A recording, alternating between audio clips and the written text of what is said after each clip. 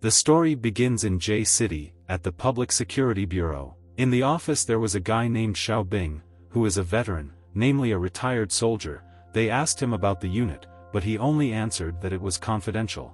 One of the police officers stated that they, as police, always enforce the law impartially and will not arrest innocent people, nor will they allow an evil person to get away. He said that 10 days ago, Xiao Bing was suspected of committing a crime and he broke one of Siia Gucheng's legs. Xiao Bing explained that on that day, Siia Gucheng beat a man and continued to chase him without saying kind words, as a result of which he was beaten by him. 10 days ago, Siia Gucheng yelled at the worker for delaying his trip. He was unhappy that the worker was pretending to be his job. At this moment, Xiao Bing rushed in at great speed and broke Siia Gucheng's leg. He was angry and could not understand where Xiao Bing got it from, promising to take revenge on him. Jiangcheng Public Security Director Chang Huayan explained that Xiao Bing was involved in a murder case 3 days ago. The person he killed was the leader of a group from the Jinsha area, Duanji. Xiao Bing did not understand why the director did not say that the murdered man was suspected of committing crimes such as extortion and illegal drug sales. According to his information, he even cooperates with the police to avoid legal sanctions and, according to Xiao Bing, all his actions are justified. The director was angry and asked him to stop talking nonsense. He wanted to see how much evidence Xiao Bing had, and it was all useless since he had disturbed people who should not be disturbed. Xiao Bing admired people who upheld the law impartially, but hated people who used the law as a cover for their conscience. He stated that the director should know what he is talking about. In his opinion, he can catch him, but he must remember that Xiao Bing will go to prison, and the director will go to hell. 8 days ago, the leader of the scumbag group, Duanji, announced that this was the end of security spending. He promised them that next time they would be in the hospital if they did not pay for safety. The sister of Su Pei, a friend of Xiao Bing, Su Xiaoxiao, while on the floor, asked Li Chunlan of Su Xiaoxiao's mother about what happened to her, to which she received an answer about chest pain. From behind, Xiao Bing noticed that mom had a heart attack. Su Xiaoxiao was curious who he was and Su Xiaoxiao introduced himself as a friend of her sister. He was there to see how they were doing. She wondered if her sister was okay, but Xiao Bing, trying to help her mother, said that he did not expect to encounter something like this. According to him, it was necessary to perform cardiopulmonary resuscitation. Xiao Bing wanted to tell Su Paya something about her mother's condition, but did not have time to finish. The soldiers stood in the rain and saluted. Su Paya was Xiao Bing's most loyal teammate, became a victim of betrayal in the organization. Before she died, she entrusted her sister and family to Xiao Bing. In the ambulance they said that it was worth leaving the sister's problems aside, because the mother's safety was paramount. Then, while in the hospital, Xiao Bing talked on the phone about his mother's critical condition and asked if Xiao Bei could go to Jiangcheng. Xiao Bing's teammate, Xiao Bei, stated that he had just arrived and was downstairs. Upon meeting, Xiao Bing asked to protect Su Xiaoxiao since Su Paya is dead and they now have a traitor in the Dragon Gate and he cannot let her sister get hurt again. He believed that the debt of blood should be paid in blood. According to him, since they dared to harm her sister's family, he would not let any of them go. Xiao Bei was satisfied in his Dragon Gate boss. In his opinion, there can be no doubt about Bing Ge's physical strength. He will simply be weak when working with Peaches. Next in the Phoenix, the Dance of 9 nightclubs, it was said that a disco is a place where men and women seek pleasure. Countless women will change their national beauty. But there are some exceptions. At this moment, the girls praised Xiao Bing for his muscles and approached him, but he asked them to step aside. At the bar, people ordered beer and the bartender was going to fulfill the request. Some guys approached Xiao Bing and offered him to buy drugs, saying that they could give a 10% discount, since this was the lowest price in this city. One of them said that their boss was Duanji.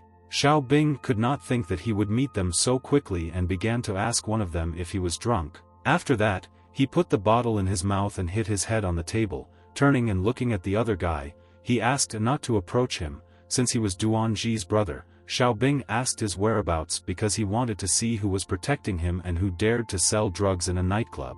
The guy agreed and said that Duanji Gu had just left for the east, 2 hours ago. High school number 1 in J City, the most famous school in the city. The boys watched a certain girl and realized that this was their school flower, Yi Xiaoxi. Some of them were going to die happy if only they could talk to her. Someone believed that her bodyguard would most likely kill him before he had time to say anything. Yi Xiaoxi, the daughter of the Yi family from City J, wanted to go to the bookstore with her boyfriend, saying that the bodyguard should not follow her, but he explained that they must ensure her safety and offered to buy the necessary things themselves.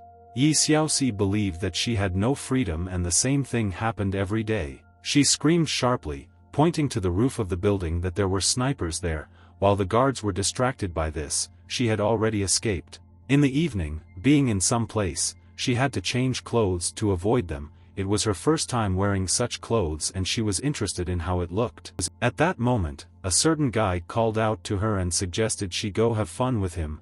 He promised to take her to a dance in Phoenix, saying that it was the biggest nightclub in the area and his brother was the owner. The girl decided to refuse, but the guy insisted on his own, since no one could refuse his request. He tried to kiss and his friends supported him, but the girl only wanted him to leave her. She tried to hit him, but to no avail. The guy grabbed her hand and to her requests to let go, otherwise she would scream. He did not respond, because no one will help her. At that moment, someone hit the guy so hard that he flew several meters into a trash can. The guys immediately began to help Duan Gu, and Xiao Bing, who came to the girl's aid, asked about her condition. She replied that she was fine and introduced herself, also asking his name. Xiao Bing introduced himself, saying that everyone called him Bing. Yi Xiaoxi noticed that he knew how to fight and asked him for help to beat Duan Gu. Xiao Bing agreed and warned her, asking her to step aside. The guys were angry that Xiao Bing dared to challenge them and were going to kill him. He took off his shirt and everyone was surprised by his muscularity. Duan Gu was angry and ordered them to kill him. The guys tried to deal with him, but they failed and were instantly defeated. Yi Xiaoxi asked to hold Duan Gu and Xiao Bing caught him, breaking one of his arms. The girl decided to take revenge on him and, running away, she hit him with both legs. She thanked Xiao Bing for his help and invited him to go and buy him a drink. Xiao Bing understood that this woman was too cruel. He decided that since she insisted, he would not refuse. For now, he planned to accompany her and take care of the boys later. Sitting on the edge of the bridge, they celebrated and Yi Xiaoxi was pleased, because she wanted to come here, but she did not have the opportunity. She thanked Xiao Bing again, explaining that if it weren't for him, she doesn't know how this would have ended. Xiao Bing believed that she didn't really need to thank him, because if he didn't help her, then someone else would definitely be found. Pointing to the nearby bodyguards, he realized that her personality was very unusual. The girl said that everyone thinks she is happy. According to her, Xiao Bing doesn't even know how jealous she is of him, because everyone thinks that being born into a rich family is happiness. People don't even know that from birth she was like a bird in a cage. Everything is always controlled and organized by parents. Sometimes she thinks about why she was not born into an ordinary family, since money cannot buy a free life. For her, freedom means being free, means flying in the sky, means doing what you want.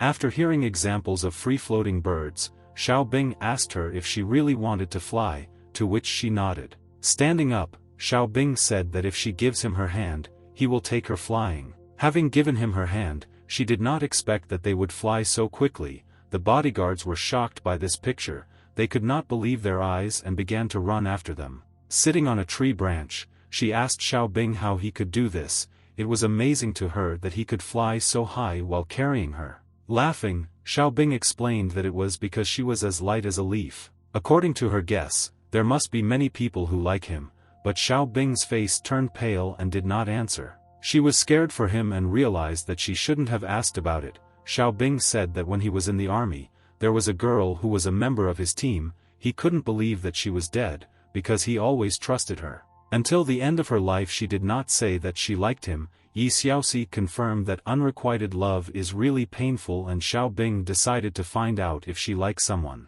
She replied that there are more than 1 billion people in this world, so she doesn't think about it too much. According to her, there will only be one man in her life, and besides, the person who would make her secretly fall in love never appeared. Xiao Bing said that he was an orphan since childhood. He had martial arts skills, and he was recruited into the army. Looking at the battlefield, fighting against countless enemies, he thought that he was used to the conditions of being on the verge of life and death.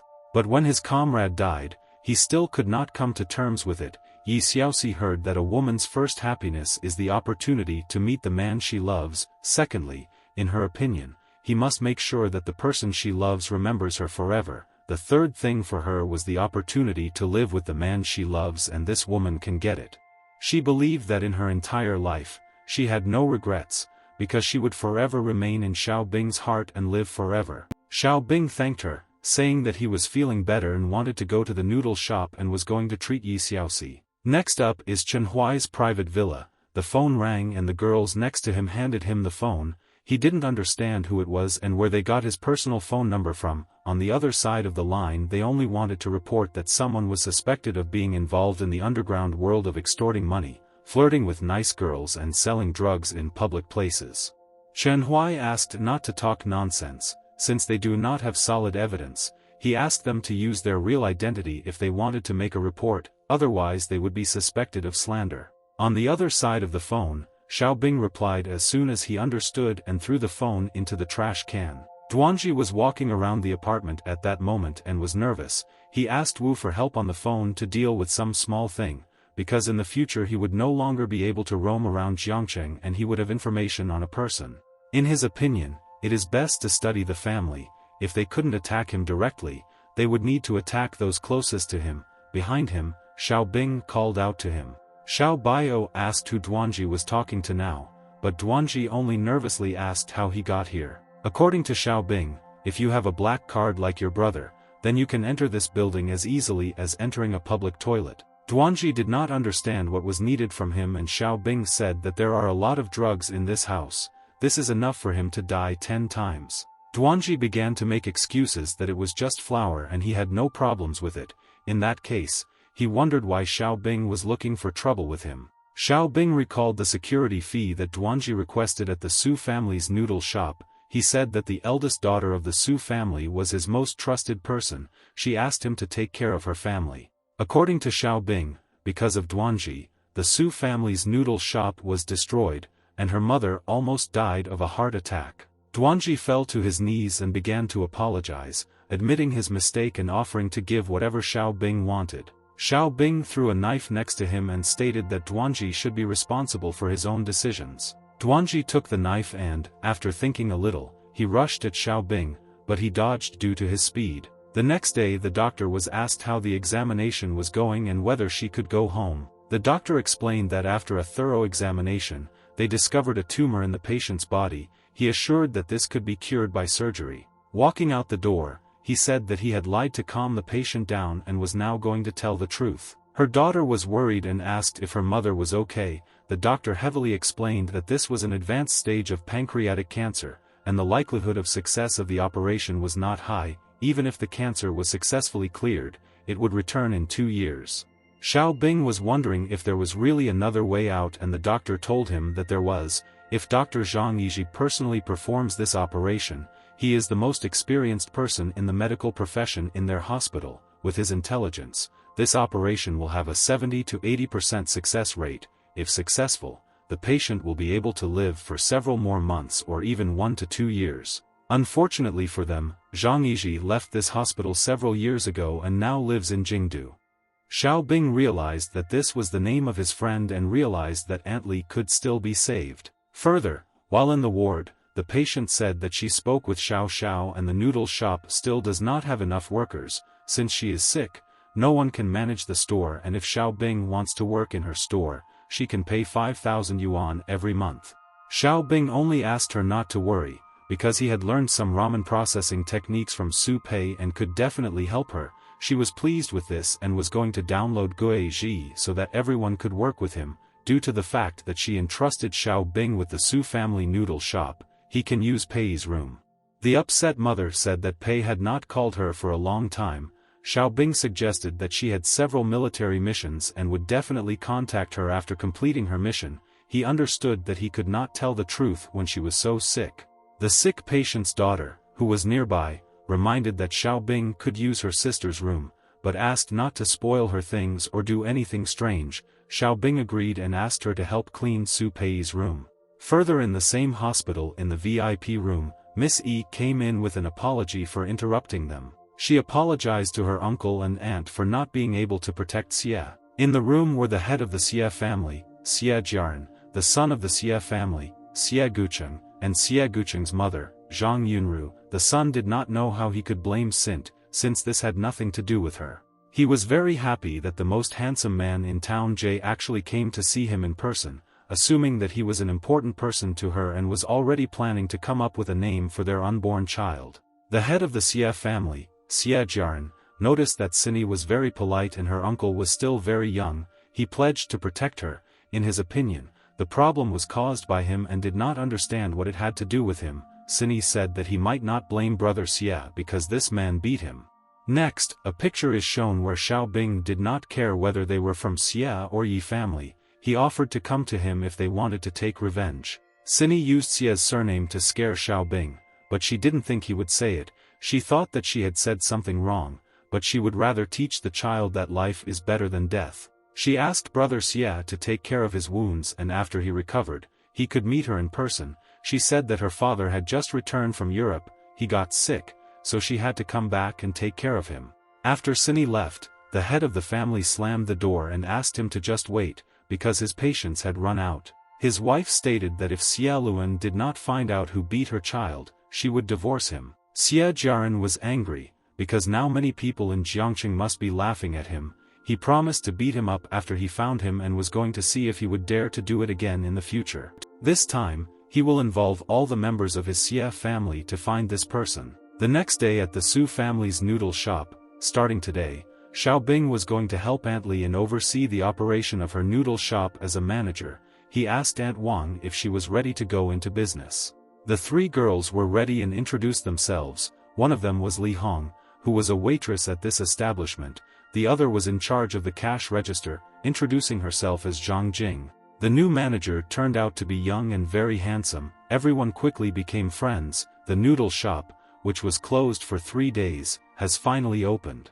Xiao Bing went to the airport to pick up his best friend Zhang and treat Li Chunlan, but at the moment, Li Chunlan is having problems in the hospital. Xiao Bing was angry because he didn't understand why they had to leave, because they had already paid the money. He told Zhang Lao that Su Xiaoxiao was in trouble and he would go first. While in the ward, Su Xiaoxiao said that those two people asked her mother to leave the hospital and told them to go home to be treated at home. They did not understand why they were being kicked out, because this morning the doctor said that they should rest in the hospital for further observation.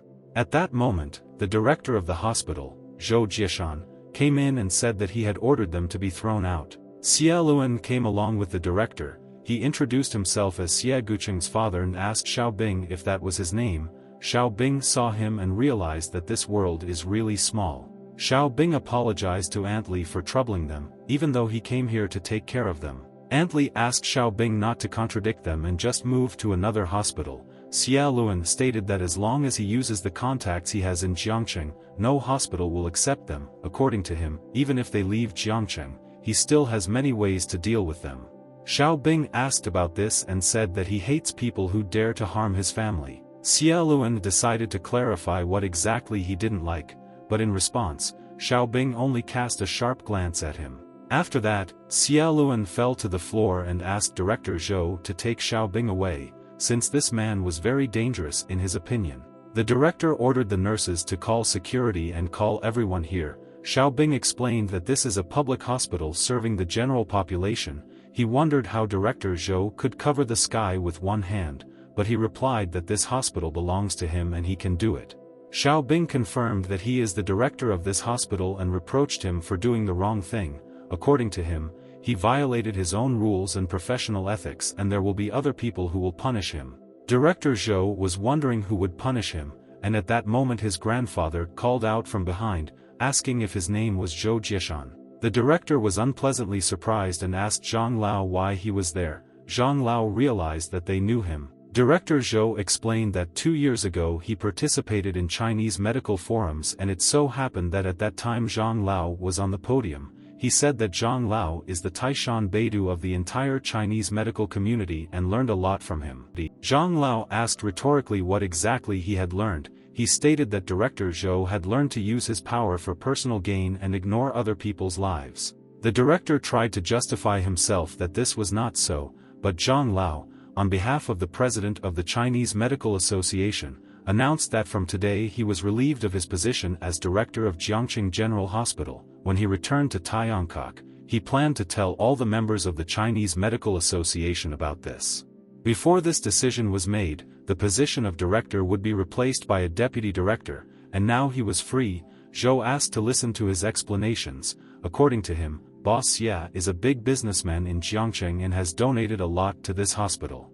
Zhang Lao only ordered his guard to throw Zhou out. Zhang Lao didn't know how influential Zhou was in Jiang City, but he wanted to remind him that this was a hospital. According to him, this is a place for treatment, at least this is definitely not his bright scene, and asked to leave. Xia Luan told Xiao Bing that their business did not end there and promised that as long as Xiao Bing was in Jiang City, he would not allow him and his friends to live in peace. After they were thrown out, Xia Luan ordered Xiao Bing to be killed and his assistant immediately responded. The assistant asked Xiao Bing not to be so arrogant, because he promised to kick ass. Xiao Bing responded with only one blow to his assistant. The assistant apologized to the boss, but he couldn't win. The field of martial arts can be divided into Qi formation, Bone formation and Ming Jin. The formation period of Qi is the initial stage of martial arts. People who have reached this stage are far superior to ordinary people in physical strength and endurance.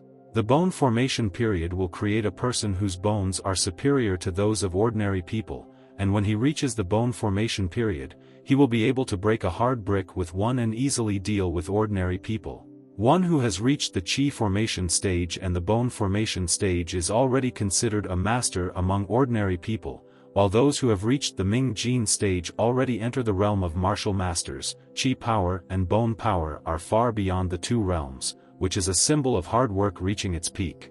Xia Luan was angry after hearing this information and decided to meet with the underground queen and report everything. Zhang Yiji's realm has already reached the realm of fire, and therefore he feels that he does not have many problems in the medical field. Coupled with his strange personality, he has not treated anyone for the past 2 years, except for an invitation from his friend Xiao Bing, before heading to the mountains again.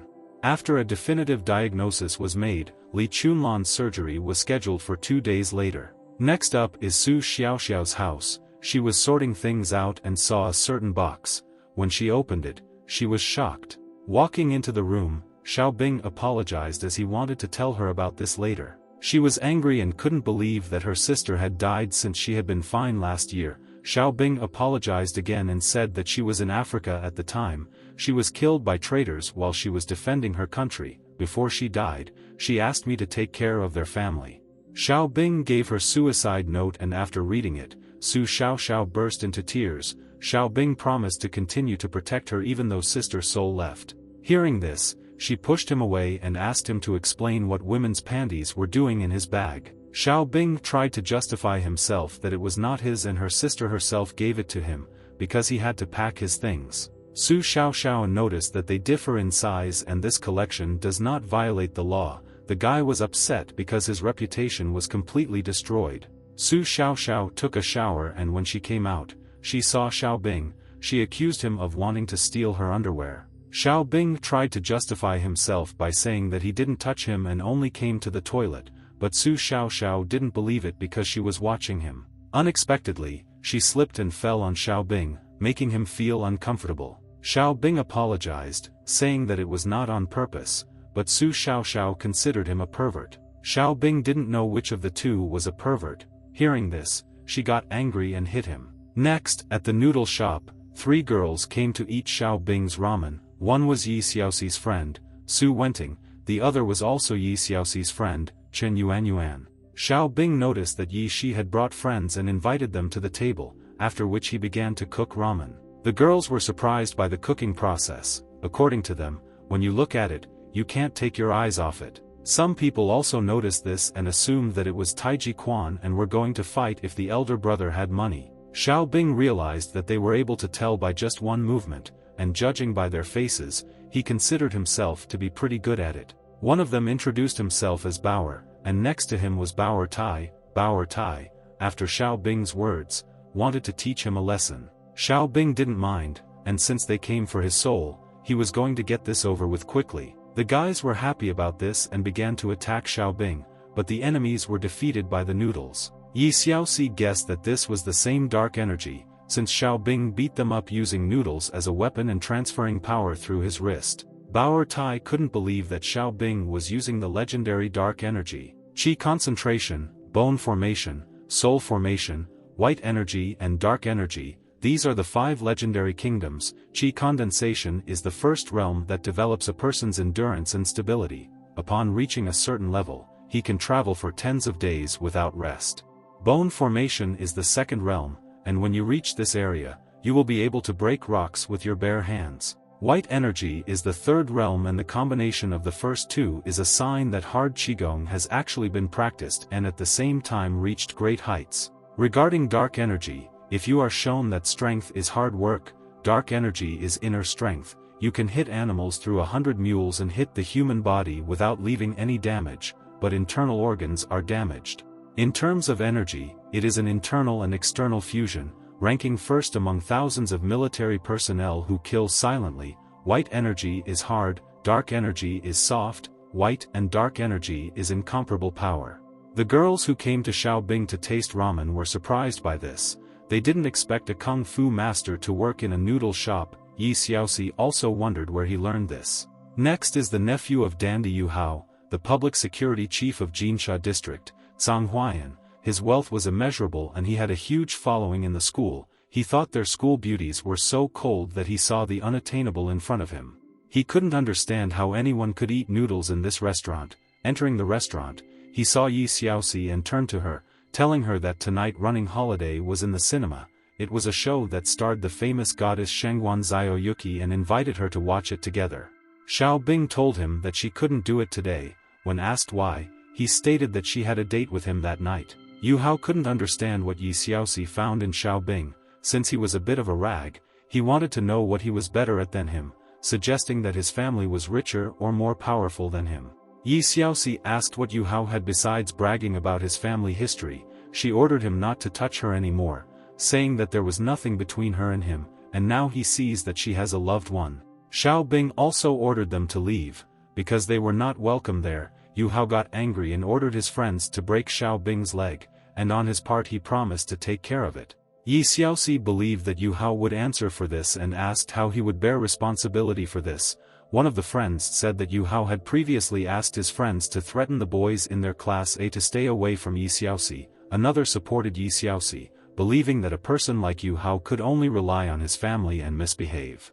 Yu Hai became even more angry and said that he could give whatever they wanted if someone broke Xiao Bing's legs. He wanted Yi Xiaoxi to go with him. Yi Xiaoxi was interested in where to go, to which she received the answer to go have fun with Yu Hao. Xiao Bing did not wait and hit Yu Hao, after which he invited Yi Xiaoxi to go for a walk tonight and she happily agreed. He was waiting for her after school, near the city square. Further on to the city square, Xiao Bing suggested having dinner now and then going to the cinema. Showing the tickets, Yi Xiaoxi noticed that this was what Yu Hao had and asked about it. According to Xiao Bing, he bought them from him because they should not go to waste.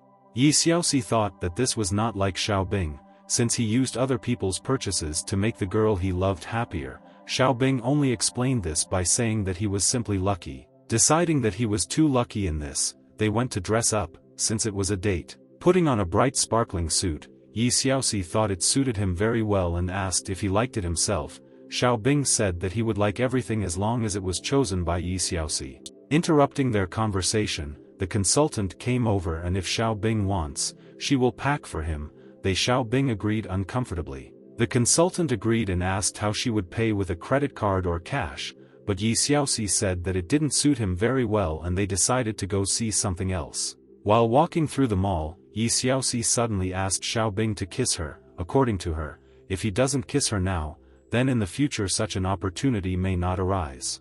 This was their first time. People flocked and took pictures of them. Thinking it was cute, Yi Xiaoxi wanted to ask him a question. Xiao Bing was not against the question and heard the question whether he liked her, to which he confidently answered that he did. Yi Xiaoxi stated that in this case, starting tomorrow, he will call her every night and wish her good night before going to bed. Xiao Bing agreed to this without any problem, after which he went to take her home. Further, there were few people in the store, and Xiao Bing also remembered that today was the day of Aunt Li's surgery. At that moment, a girl came with the news that the operation was successful. Xiao Bing was also happy and assured her not to worry and go to school calmly. He was going to visit Aunt Li after lunch. She was grateful, because if it weren't for him, her mother could have died.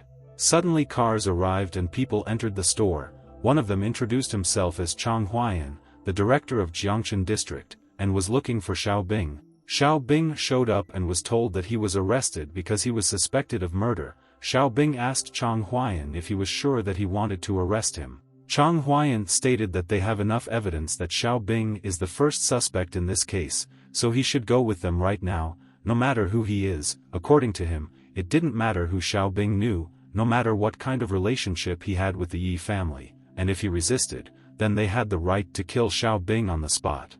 Yi Xini came in asking what Director Chang was doing. The director saw Miss Yi and decided to find out what was wrong. According to her, Xiao Bing is her good friend and he just came from Shibu, and Director Chang brought people to arrest him. Director Chang thought that he was misunderstood, but Yi Xini wanted to exchange a few words with Xiao Bing. In the other room, Yi Xini was glad that they met again. Xiao Bing assumed that she wanted to take revenge for Siia Gucheng. Yi Xini admitted that Siia Gucheng was indeed wrong and had nothing against it. She heard that Zhang Yizhi came to Jiangcheng and asked if he was invited by Xiao Bing. In response to this, he only nodded. Yi Xini said that her father was very seriously ill and she asked Zhang Yizhi to cure him, but he repeatedly refused her. She wanted to ask Xiao Bing to talk to the old man and ask him to cure her father instead. She reminded that Xiao Bing had already seen that Chang Huayan had not come to arrest him because of any justice, but only because he would benefit from the Siia family. According to her, if no one helps, it will be very difficult for Xiao Bing to get out. Xiao Bing sharply refused her, which shocked her. While leaving, Xiao Bing said that if she helps him, he will definitely help her and asked not to talk about equal rewards. He believed that even if she helps him, she should know that she cannot change the fact that they will not sit still. When Xiao Bing returned, he hoped that they would not make a mess there after he was arrested. Xia Jiaran was informed that the gang leader broke his finger while dealing with Xiao Bing and asked Chang Huayan to detain Xiao Bing in order to lure him into a trap. He was going to give another 2 million when that was done. Chang Huayan understood that Xiao Bing had beaten his nephew, and had also offended the Siia family, and this time he would be finished, despite the support of the Yi family.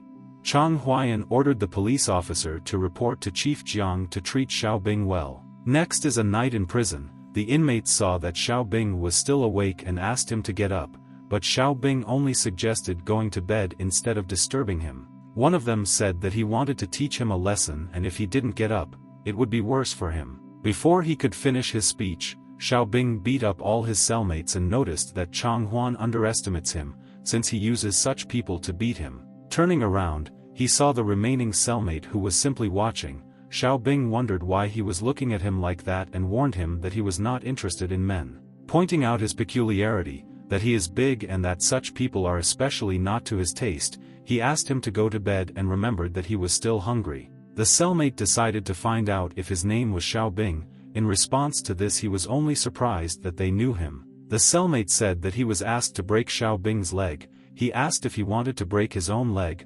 otherwise he would have to punish Xiao Bing. Xiao Bing became interested in his name and the guy introduced himself to him, Erhua. Xiao Bing laughed loudly at what he heard. Erhua got angry and asked if Xiao Bing would allow his leg to be broken now, but Xiao Bing thought that it depended on what Erhua could do. Erhua began to strike, but it was all useless as Xiao Bing quickly dodged them. According to Xiao Bing, Erhua's abilities are not that bad. After all, he was able to reach the level of Ming Jin. Deciding it was time to end this, he caught both of his hands and struck with his knee. Erhua was defeated and admitted defeat, considering Xiao Bing simply magnificent. Xiao Bing thought martial arts were good and was going to help him get out in 2 days, but on the condition that Erhua would help him. Hearing this, Erhua was happy. At that moment a security guard approached them and said that it was noisy. Without hesitation, Xiao Bing grabbed him through the bars and ordered him to be moved to a clean place, since it was too dirty. The guard was surprised that Xiao Bing dared to threaten him, but in response, Xiao Bing bent the bars with his hands and asked if there was any problem. The security guard admitted that everything was fine and he would arrange it. Xiao Bing told the leaving guard that he wanted to have dinner because he was tired after playing with them. Next, Chang Huayan ordered a report on the situation. he was assured that they hired the best people they had, believing that even if Xiao Bing was a master, he would not survive. If Chang Huayan didn't believe it, they were going to show him something. When they opened the surveillance camera, they were shocked as Xiao Bing was safe and sound. Xiao Bing knew that he was being watched and said hello to the camera. He suggested we go for a walk and chat. The next day at Su Xiaoxiao's house, she called Xiao Bing and asked how he was doing. Xiao Bing asked not to worry because everything is fine with him and where he is, they even serve meat. According to Su Xiaoxiao, they are all worried there and he shouldn't joke like that. He promised to be home in a few days and said that he had prepared material for her, located on a flash drive in his backpack.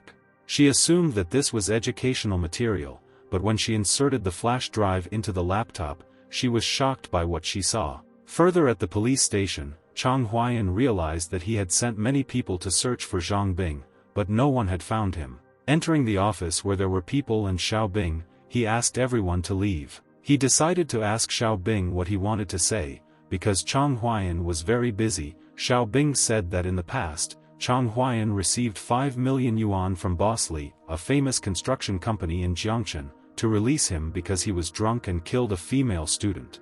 Having taken these 5 million, he stopped investigating this case. Chang Huayan was angry and, hitting the table, he denied this information. Xiao Bing continued to say that at the end of October last year, he used his authority to introduce his mistress to the director of the police station under his jurisdiction. According to Xiao Bing, in early January this year, Chang Huayan received a bribe of $1 million and used his position to enroll students who failed the police examination. Xiao Bing believed that he was very careful in his actions and kept his bribes in his home. Xiao Bing had the evidence and said that if he didn't come out tonight, it would be provided to the disciplinary inspection committee. From what he heard, Chang Huayan became very nervous and lit a cigarette. Having made himself comfortable, Xiao Bing said that he was in no hurry and asked him to think for himself. Chang Huayan wanted to know what Xiao Bing needed. Xiao Bing understood that Chang Huayan would do whatever he wanted, but in the end he decided that he would first return to his cell. Chang Huayan asked him to wait, explaining that he understood everything and would let him go immediately. Xiao Bing pretended and did not understand how this could happen, because he was now preparing to take part in the trial, and besides, now that Erhua had become his brother, he could not leave him. According to Chang Huayan, Erhua was the scapegoat for the persecution case and promised to release him soon. Xiao Bing believed that Chang Huayan could release him just by saying this. Chang Huayan explained that there are rules for this and there is no need to be so strict, since everyone makes mistakes. At that moment, 3 guys came in and asked the director when they should get down to business, because they were already ready. Then the guys were defeated and Chang Huayan kindly lit a cigarette for Xiao Bing. A dissatisfied Yi Xiaoxi sat in the noodle shop and wanted to meet with the boss of this establishment. She was angry because when they kissed, she said that he should call her every day, but he ignored her. An employee of the noodle shop said that 2 days ago, Director Chen arrested the boss. Yi Xiaoxi didn't understand who did it and why, but she was reminded by Xiao Bing's words that no one could stop him, even at the police station. She assumed that this was due to the fact that Director Chen's nephew was beaten by Xiao Bing. Nervous, she was about to help him somehow, but at that moment Xiao Bing approached her from behind. According to her, he scared her, but Xiao Bing was happy to see her and recalled his words that he would return in 2 days. He apologized and didn't tell her because he was worried about her. Yi Xiaoxi believed that he had forgotten who his girlfriend was and asked him not to do that again. Xiao Bing only happily agreed not to do this again. The employee was surprised that they were now together, since Yi Xiaoxi had only recently eaten noodles. Xiao Bing wanted to discuss this later and introduced the store's new employee to them. It was Erhua. Erhua was shocked by what he heard, because he did not expect to be an employee. Yi Xiaoxi guessed from his name that he was stupid. Erhua wondered how she knew that he was like that. Suddenly his stomach began to growl and he apologized for it, explaining that he was hungry and asked permission to use the kitchen. Xiao Bing allowed him to use it as he wished and Erhua began to prepare food. After a while, there were many pieces of food on the table, which were then emptied by Erhua. The employee was surprised that he was eating too much, and Yi Xiaoxi couldn't even think that he knew how to cook and asked Xiao Bing where he found him. Xiao Bing said that several years ago Erhua met a gang of female thieves who were stealing money from men on a bus. Erhua kindly helped the man, then he was imprisoned and spent several years in prison. Fortunately he met Xiao Bing and he got him out. Erhua was grateful to him and said that he had never eaten as much as he did now. From now on, according to him, Xiao Bing is his boss. Whether it was fighting or cooking, everything could be put on him. Xiao Bing explained that he is not in charge here, but if Erhua wants to follow him so much, from now on he will be his brother. Next, Su Xiaoxiao went to the Discipline Inspection Committee. She called Xiao Bing to make sure he was released and whether she should report Chen Huayan. Xiao Bing believed that such people should not simply be left and asked to report this. Chen Huayan was arrested the next day. He was very dissatisfied with Xiao Bing. Mr. Siia came to the Temple of Heaven, which surprised the girl sitting on the throne. Mr. Siia said that the method she taught him not only did not kill Xiao Bing, but also arrested Director Chen. Bloody Empress of the Northern Sky knew that all the assassins hired by Mr. Siia had been defeated by Xiao Bing. Mr. Siia asked him to think about it, since only she can destroy Xiao Bing and he can't help Director Chen. The Bloody Empress stated that she wanted all of Mr. Sia's assets in the northern region plus 50 million yuan in cash. Hearing this, Mr. Siia was shocked as this was half of his capital. The Bloody Empress was interested in how Xiao Bing managed to pull this off, because Chen Huayan is not the kind of person who will so easily allow himself to be put behind bars. According to her, if Mr. Siia agrees, then he will have a chance to kill Xiao Bing, explaining that Mr. Siia does not know whether there is a spy in the Siia family. If he followed this plan, they would have this opportunity in the future. After thinking it over, Mr. XO promised that his company in the Northern District would be given to her, and she would also receive 50 million in cash, but he had a condition. He didn't care how, he just wanted Xiao Bing to die, because he had to take revenge on him. If possible, he asked to be beheaded.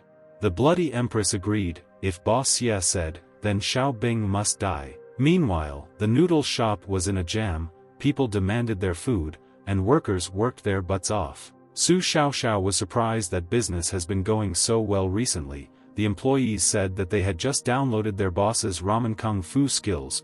They didn't expect it to be so effective. Their store hadn't been so crowded in the past few years. Xiao Bing noticed that this store is too small and there are many people who do not have enough space. According to him, he doesn't know much about business, but it seemed like it was growing. Su Xiaoxiao agreed with this. She also believed that it was necessary if they wanted to expand the store, they could rent space around it. Xiao Bing decided that this was a great idea and they would go and see when she was not busy. After lunch they went looking for something to rent. Entering a room, Xiao Bing recalled that it had always been empty, but for some reason renovations had now begun. A girl named Julia called out to him, asking if they needed anything from her. Xiao Bing said that he owns a noodle shop next door and wants to rent space to expand his shop. Julia upset them, because she and her husband had been looking for buildings to rent for a very long time, because they were not in very good condition. Xiao Bing realized that they would have to find another place, but since they are neighbors, he invited them to come to their shop to eat noodles. Julia introduced herself and promised that if she wasn't busy, she would definitely come to their store. When Su Xiaoxiao left, she was happy because she was surprised by such neighbors, and fortunately Julia was already married, so they would not have a relationship with Xiao Bing. Grandfather Zhang Lao visited Xiao Bing and was happy for him that he had a new store, since it was a good business. Xiao Bing said that he also planned to expand it in the future. Since Zhang Lao came, he offered to try the kung fu noodles he made. Zhang Lao agreed, but before that he would check Xiao Bing's condition, which he did not deny. Sitting in the room, Zhang Lao explained that the injuries that Xiao Bing received 3 years ago were now showing signs of relapse. The last time they saw each other in the hospital, he noticed that his injuries were starting to return, which is why he came here. Since he is leaving back to Beijing in a few days, he needs to take care of Xiao Bing's injury, otherwise he will not calm down. 3 years ago, he saved his life and said that if Xiao Bing continued to fight every day, the injury would show up sooner or later. Xiao Bing believed that he was not the kind of person who could live and die in peace, thinking that this was fate. At least that's what he thought before. Zhang Lao was curious about this. What exactly made Xiao Bing change his mind? Xiao Bing told about a girl named Yi Xiaoxi. Zhang Lao laughed, because he thought that Xiao Bing was still stuck in the shadows of the past, and apparently, this girl was really good if she could please a guy like him. Xiao Bing explained that he is not as bad as Zhang Lao says. According to him, Men are sometimes too good, and of course some women will remember them, especially those as beautiful as him. Zhang Lao called him shameless and decided to start treating him. Xiao Bing agreed and thanked him. At this moment, Yi Xiaoxi came into the store asking the employee if Xiao Bing was here. She suggested that the boss was most likely on the second floor. As she approached the room, she heard Xiao Bing being told to take off his clothes and was surprised by these words. Opening the door, she saw something that was still shocking. She tried to understand whether she had just imagined it and explained to herself what she had just seen. Zhang Lao said that Xiao Bing's body was too aggressive, and once this power was released, it could no longer be contained. Yi Xiaoxi couldn't understand what they were talking about. Xiao Bing asked Zhang Lao what he should do now, and he explained that as long as he sealed these points, it would be possible to reduce his strength. Xiao Bing was dissatisfied with what he heard. He thought that he would become a weakling, but Zhang Lao reassured him, saying that he would still have some of his strength, and these points would automatically open when he recovered. According to his forecasts, in about 6 months he should fully regain his strength. Xiao Bing agreed and they started. Exclamations were heard from the room. Yi Xiaoxi couldn't stand it anymore and wanted to figure out what was going on there. Entering the room, she saw Zhang Lao putting needles in Xiao Bing's back. She realized that she had interrupted their treatment and was uncomfortable. Xiao Bing began to introduce Yi Xiaoxi. He explained that this was the girl he was talking about. Zhang Lao noticed that she was truly beautiful. Yi Xiaoxi realized that this grandfather was the elder Zhang Yizhi. Xiao Bing was surprised that she knew Zhang Lao. Bowing down in front of him, she noticed that he is the best doctor, so Yi Xiaoxi has a request. She asked for help to save her father. Zhang Lao guessed that her father was Yi Zhejiang. She agreed and said that her brother had previously invited the doctor, but he refused. She thought since Zhang Lao knew Xiao Bing very well, he would be able to help her and her Yi family would be very grateful. Laughing, Zhang Lao realized that she was a smart girl, and since she was Xiao Bing's girlfriend, he would help her. Even though he was leaving in a few days, he asked to be picked up at the Hotel Jiangcheng. Refusing the noodles now, he decided to go first to prepare everything and offered to meet next time. Xiao Bing agreed and asked him to be careful. Yi Xiaoxi wanted to take him, but he refused as there was no need for it and ordered to continue without him. Standing on the street with Xiao Bing, Yi Xiaoxi called her father to tell her that she managed to persuade Zhang Yizhi to cure him, but on the condition that her father promise her one thing. Hearing this, the father was shocked and was ready to accept Zhang and promise her at least 10 things. Yi Xiaoxi agreed, but only when the time came so that he would not complain. She rushed to hug Xiao Bing and thank him for his help. Xiao Bing was surprised because he didn't think that she was so devoted to her father. Realizing that this was really just for herself, she thanked Xiao Bing again. Xiao Bing noticed that Zhang Lao also liked her. Yi Xiaoxi began to kiss Xiao Bing. At this moment, Su Xiaoxiao passed behind her and was shocked by what she saw. Further, at the first high school of the city J, Su Xiaoxiao coughed disapprovingly and Yi Xiaoxi noticed this. She assumed that she was sick. Su Xiaoxiao replied that perhaps yesterday she had a little cold, and sitting down at her desk, she could not understand why Yi Xiaoxi and Xiao Bing were together. After touching her, Yi Xiaoxi concluded that she had a slight fever and sent her to the medical center to take pills and rest for a while. Su Xiaoxiao assured that she was fine and there was no need for this. Classmates teased and could not determine who was the most beautiful girl in school, Yi Xiaoxi or Su Xiaoxiao. Someone argued and stated that Su Xiaoxiao is the most beautiful, and Yi Xiaoxi has many guards to win. Yi Xiaoxi only said that Su Xiaoxiao was hers and she couldn't give her to them. At the noodle shop, Su Xiaoxiao wanted to go out to unwind and called Xiao Bing with her. He agreed, but only after cleaning up a bit. Walking through the park in the evening, Xiao Bing noticed that something was wrong with her, because she did not look happy. Yi Xiaoxi didn't understand. After all, he was much better than this person. Contrary to her expectations, he allowed their school beauty to fall, and if their classmates found out, he would immediately become an enemy of the people. Xiao Bing only laughed and reminded him of the words that he was attractive. According to her, other than being tall and good-looking, he is a shameless pervert. Xiao Bing was glad that she praised him and was proud of it, but Su Xiaoxiao only got angry in response. Lost in thought, she stated that she had not forgiven him because he did not protect her sister well. Xiao Bing explained that he could avenge his sister instead, but now they have no clue. He asked her to tell immediately if she had recently received any parcel or letter. Su Xiaoxiao hoped that he would do what he said. Suddenly, he pulled her close and told her that they were being watched. Xiao Bing noticed that Su Xiaoxiao had a fever. He wondered why she didn't tell him about it, but in response she only said that she was tired. Lifting her onto his back, he asked her to hold on tight, because he was going to take her home after he dealt with those who were watching them. One of the followers noticed that they were lucky and could buy one and receive the second as a gift. Big Brother decided that Xiao Bing and Su Xiaoxiao would be sent to fish food. Xiao Bing understood that since his powers were sealed and he was not sure that he would be able to use even 10% of his powers, but today he had a chance to test it. At this moment, a shot rang out and Xiao Bing dodged it, but he was still wounded. He realized that now he only had half of the dark power. The guys tried to hit the sword, but couldn't, and praised Xiao Bing for the trick. After all, carrying someone on his back, he can be so agile, after which they decided to also use this trick.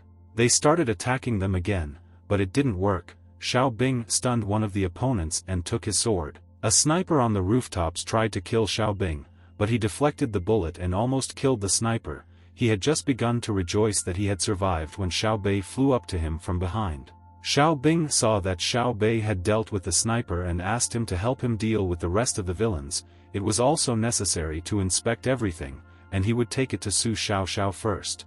Then, while at home, Su Xiaoxiao was put to bed. She was cold and asked Xiao Bing to hug her. That night, Xiao Bing received a phone call. Picking up the phone, Julia apologized for disturbing her so late. Xiao Bing realized that it was Yulia and assumed that she had something to do with him. She asked him to come to her. She explained that this was important, although she understood that it was very unexpected. Since Xiao Bing wanted to purchase her store, she could now hand it over to Xiao Bing, but she urgently needed an advance payment of 100,000 and hoped that he would grab it upon his arrival to her. Xiao Bing agreed and asked her to give the address. He was going to arrive soon. Arriving at the place and knocking on the door, Julia opened the door for him. Happy that he had finally arrived, she rather called for him to come inside, but Xiao Bing was surprised that she was wearing pajamas. After a cup of coffee, she explained that due to the urgent need for money, she had disturbed him and apologized for it. She handed over the contract for the transfer of the store and asked to review it. Xiao Bing assumed that she had some problems. She tried to tell her, but suddenly her phone rang. Picking up the phone, she began to explain that she was just waiting to receive the money and would send it to them after a while. She warned the hooligans that if any of them touched her husband, they would call the police and they would catch them. Xiao Bing realized that he was right. She really had problems. She admitted that something happened in her family and she needed 100,000 by the evening, so this is a normal price. She offered to sell the building at a low price, as long as he gave her 100,000 yuan now. Having admitted that she will go into the red, it doesn't matter to her now. Xiao Bing wanted to know what finally happened, to which he heard an answer about her husband who lost money in a casino. According to her, this is the third loss in a month. She recently sold her car and cannot think about it now. This time he lost almost 200,000 yuan. She didn't know where she could get so much money, because this time she invested all her funds to open a restaurant. She couldn't believe that right before the most decisive moment of her case, he suddenly did this. Xiao Bing interrupted her, saying that he did not take advantage of the fact that a person was in danger and offered to lend her 100,000 yuan. He wanted her to think about when she could return it, but if she couldn't return it after the deadline, then the restaurant would be worth 100,000 yuan below the market price and Julia would simply hand the restaurant over to Xiao Bing. Julia was moved and sincerely thanked him, calling him a good person. According to her, she has never met such good men. If she got the chance, she was going to definitely repay him. However, Xiao Bing believed that he could not give this money to her yet. He was worried that people would not accept the money, because there were a lot of scammers now. Julia was interested in what they were going to do then and decided to go with her. Arriving at some hairdresser, the girl sitting there said that today they are closed and do not work. You need to come another day. Julia sharply ordered to be allowed to see Zhang Gui, saying that she was his wife. The guy sitting next to him began to escort them out. Having reached the room, the guy opened the door and said that their boss was waiting inside. Having gone inside, they apologized to Yulia for the inconvenience, because they had to disturb her. Her husband Zhang Gui, tied up and beaten, was also there. He asked to save him and give them the money quickly, since they want to cut off his fingers and hands. Julia stated that they made a deal with Brother Biao and she trusts him, she was just going to pay him and have them let Zhang Gui go. Brother Biao was delighted that she was keeping her word, but said that she could go, but her husband would have to stay. Julia could not believe his words, because he said that having received the money, he would let him go. According to her, money was what he wanted and she did not understand what else he needed from Zhang Gui. Brother Biao explained that the man from her family is in trouble and this time it is not just about money. Zhang Gui took advantage of the fact that their boss's wife was sleeping, stole her and molested Biao's brother's wife while she was sleeping. Julia realized that what her husband did was wrong and apologized in his place. She suggested using other methods to compensate his wife, offering to add another 10,000 yuan. Brother Biao said that their boss does not lose money, so they broke Zhang Gui's arms and legs to make him crippled, lying on the floor and whimpering. The husband asked Julia to save him. Xiao Bing wondered what would happen if they insisted that they let Zhang Gui go. At that moment their boss came in with the decision that this would not work. The people there immediately bowed to the owner. The owner of the casino, Huang Daotian, stated that he would let her husband go, provided that she spends the whole night with him. The girl next to him could not believe his words, thinking that she looked better than her. She didn't want him to let Zhang Gui go since he was groping her. Julia replied that this was impossible, calling him a scoundrel. Huang Daotian admitted that he was a scoundrel and compared himself to her husband, reproaching him. According to him, he looks better with other rich men and Lao Tzu wants women to be bright and honest. You shouldn't sneak up on them like her husband did, Huang Daotian explained. Since Julia was already here, he wanted her to stay with him for the evening and it didn't matter whether she agreed or not, since she was now his property. As I say this, I simultaneously reach out with my hand to her. Unexpectedly for everyone, Xiao Bing knocked his hand away. Huang Daotian was shocked, because Xiao Bing didn't know who he was, because in that case he wouldn't even say anything to him. He admitted that he originally just wanted to cut off Zhang Gui's arms and legs, but he didn't care now that another person would be added. Julia tried to calm down Xiao Bing, saying that he had nothing to do with this and he should not interfere in it. Huang Daotian does not like when others interfere in other people's affairs, and also does not like those who are strangers but stand up for others. He enjoys teaching young people the rules. According to him, these rules are not to interfere in matters that do not concern them and not to ask about things that they should not know. After that, he ordered both of Xiao Bing's arms to be broken, since he does not know good manners, and his legs to be brought. However, if Julia takes care of him, then people will not hurt him. When leaving, Huang Daotian ordered his men to bring Julia to him, but not to hurt her. Outside the door, Huang Daotian's girl wanted to get out quickly, because she was too scared and so scared. At that moment, behind them, the door shattered into splinters. Xiao Bing dealt with his men in just 1 second, which made him surprised by the ease. Taking Huang Daotian by the throat, he decided to teach him some rules for his life, since he had already given him instructions. Xiao Bing explained that he would not kill him, but would simply teach him a lesson that he should not set rules for others, because in his opinion, Huang Daotian has no right to do so. The second lesson was this: not to act illegally, because despite the fact that the state will punish him, although not so severely, he will still receive what he deserved. And finally, Xiao Bing said that this casino is no longer needed for now. Huang Daotian began to threaten Xiao Bing, telling him about the real owner of this casino. He is Bei Tian Wang, the Peony god and master of the 3 regions north of Jiangcheng. According to him, if Xiao Bing burns down the casino, Bei Tian Wang will kill him. Xiao Bing asked about God and peonies and still lit the lighter, throwing it away. He ordered Julia to leave, as a real fire had already begun around her. People tried to get out of there quickly, because everything was burning. Later in the evening, Julia promised to return those 100,000 within a year and thanked him for today, believing that she was indebted to him. Xiao Bing only asked to forget about it, and since his house was not far away, he was about to leave. Julia agreed that it was time for them to go too. Seeing that Zhang Gui was catching up with him, he wondered why he followed him. Zhang Gui only wanted to discuss something since there was no one in front anyway. Arriving at the park, Xiao Bing asked him to tell him what business he had to do. Zhang Gui decided to gently ask Xiao Bing if he liked Julia. Xiao Bing didn't understand what he was talking about. According to Zhang Gui, gentlemen are so easy to understand and he knows his wife. Even though she married such an unsightly man, she still goes out. He knows well what men think about, considering this normal for a young and promising man like Xiao Bing. Xiao Bing still didn't understand what Zhang Gui was leading to. Zhang Gui meant that if Xiao Bing liked his wife, then he could come to his house at any time in the future, and he, in turn, would pretend not to see anything and asked not to worry about him. He considered himself a conscientious person, and since Xiao Bing saved him today, he could repay him.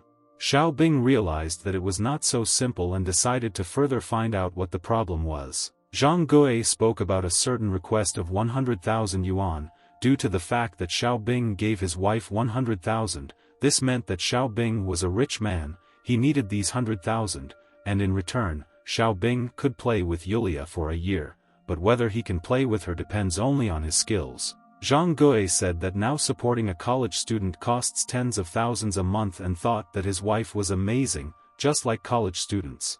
Xiao Bing hit him without thinking. Zhang Gui admitted his mistake and asked him to forget what he said. From now on, he promised that his wife would play with him as much as she wanted and once again asked about the favor of 100,000 yuan. Xiao Bing hit him again and explained that this time he took care of his wife, he has nothing in common with her. Until today, they knew nothing about each other. He gave these to save Zhang Gui for a reason, but borrowed them. Julia worked hard every day to earn money to support her family. Xiao Bing reproached him for gambling without regret at this time, and now he is brazenly using his own wife to exchange money. According to him, this slap was to make Zhang Gui come to his senses. Xiao Bing openly stated that if he wanted to spend time with his wife, it is also obvious that Zhang Gui does not need to force her and they do not need to make this transaction in private. He asked him, if he missed his wife, if Zhang Gui's goodness could stop Xiao Bing. Summing up the conversation, Xiao Bing asked to get rid of such thoughts, because he does not care about the relationship between him and his wife. He also didn't want to know how such a beautiful girl married someone like Zhang Gui. After that, he only ordered Zhang Gui to get out of there, to which he agreed without arguing and began to run. Further in the Temple of Heaven, the Empress asked about the news about the arson of the casino by Xiao Bing. Huang Daotian, who was there, confirmed this and noticed that Xiao Bing was very angry, suggesting that they wanted to kill him at that moment.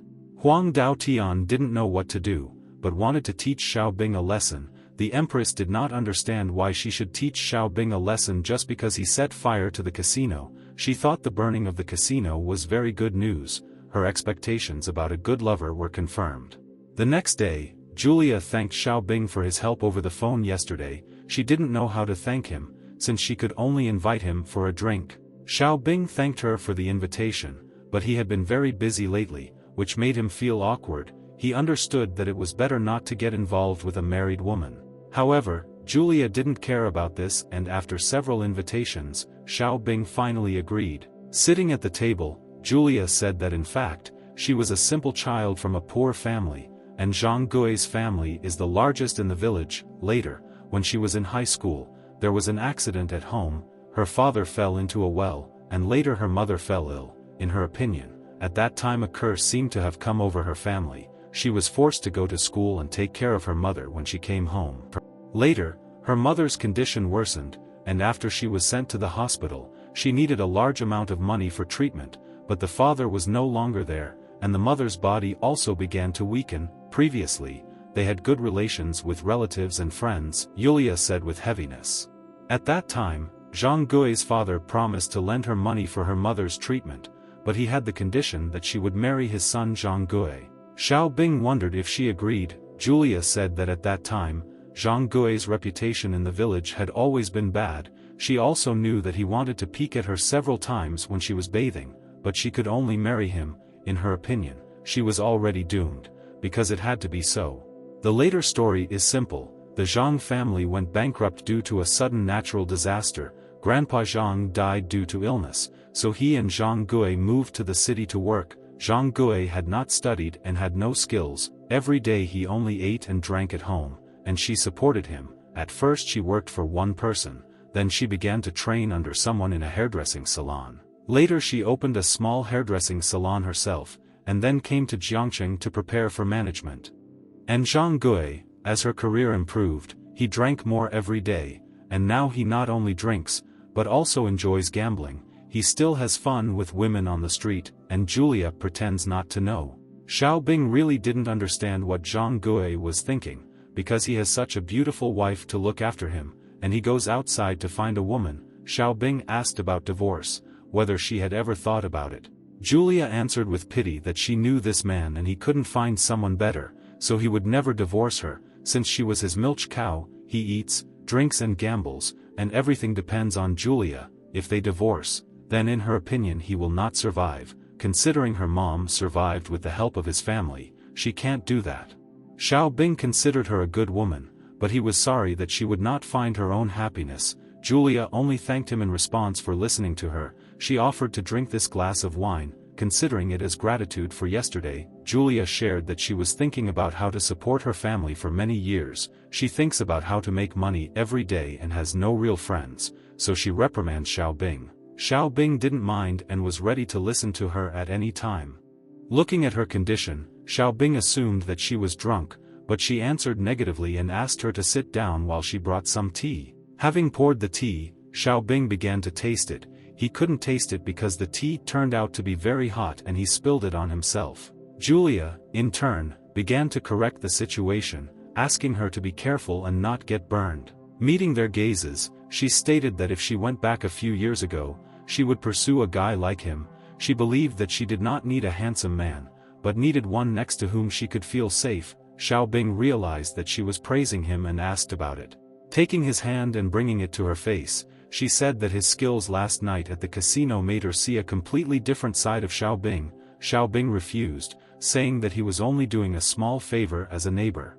After these words, Julia pushed him onto the bed and began to kiss him. At that moment, Xiao Bing's phone rang and he apologized and picked up the phone, saying that it was his girlfriend. Xiao Bing immediately asked Yi Xiaoxi if something happened to her. Yi Xiaoxi hoped that he didn't do any bad things behind her back, because he didn't answer the phone for so long. He began to make excuses, but decided to say that Miss Julia, in order to thank him, invited him to eat today, but only now he found out that the phone was on silent mode, so he did not hear. Yi Xiaoxi realized that this was the miss he treated so carefully.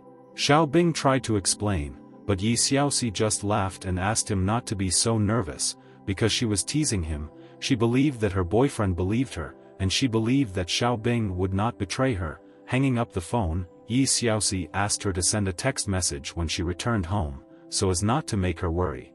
After finishing the conversation, Xiao Bing hoped that Julia would not take what just happened to heart. If she didn't object, then he could only apologize to her. Julia asked to go, believing that it was too emotional on her part and Xiao Bing should not worry about it. When leaving, Xiao Bing said that in the last 2 days there will be a lot of business in the restaurant, so he will be busy, and thanked him again for today's invitation. In the evening, Xiao Binggu opened Su Xiaoxiao's door. She had several questions that she did not understand and asked for help to sort them out for her. Walking into the house, Su Xiaoxiao smelled Xiao Bing's perfume. She stopped him and started asking him if he was flirting with someone again. Xiao Bing replied that he was invited to drink by the lady next door. Without listening to him, Su Xiaoxiao became angry. Because he has Yi Xiaoxi, she decided to throw him out of the house. Xiao Bing tried to explain himself, but she slammed the door and said that all men are bad and did not want to hear anything. The next day, Xiao Bing and Yi Xiaoxi were walking together. He asked her about preparatory courses, because she unexpectedly went out for a walk with him. Yi Xiaoxi explained that he is busy with his store, and also wants to open another one, so he will help him, and the preparatory courses are not so important.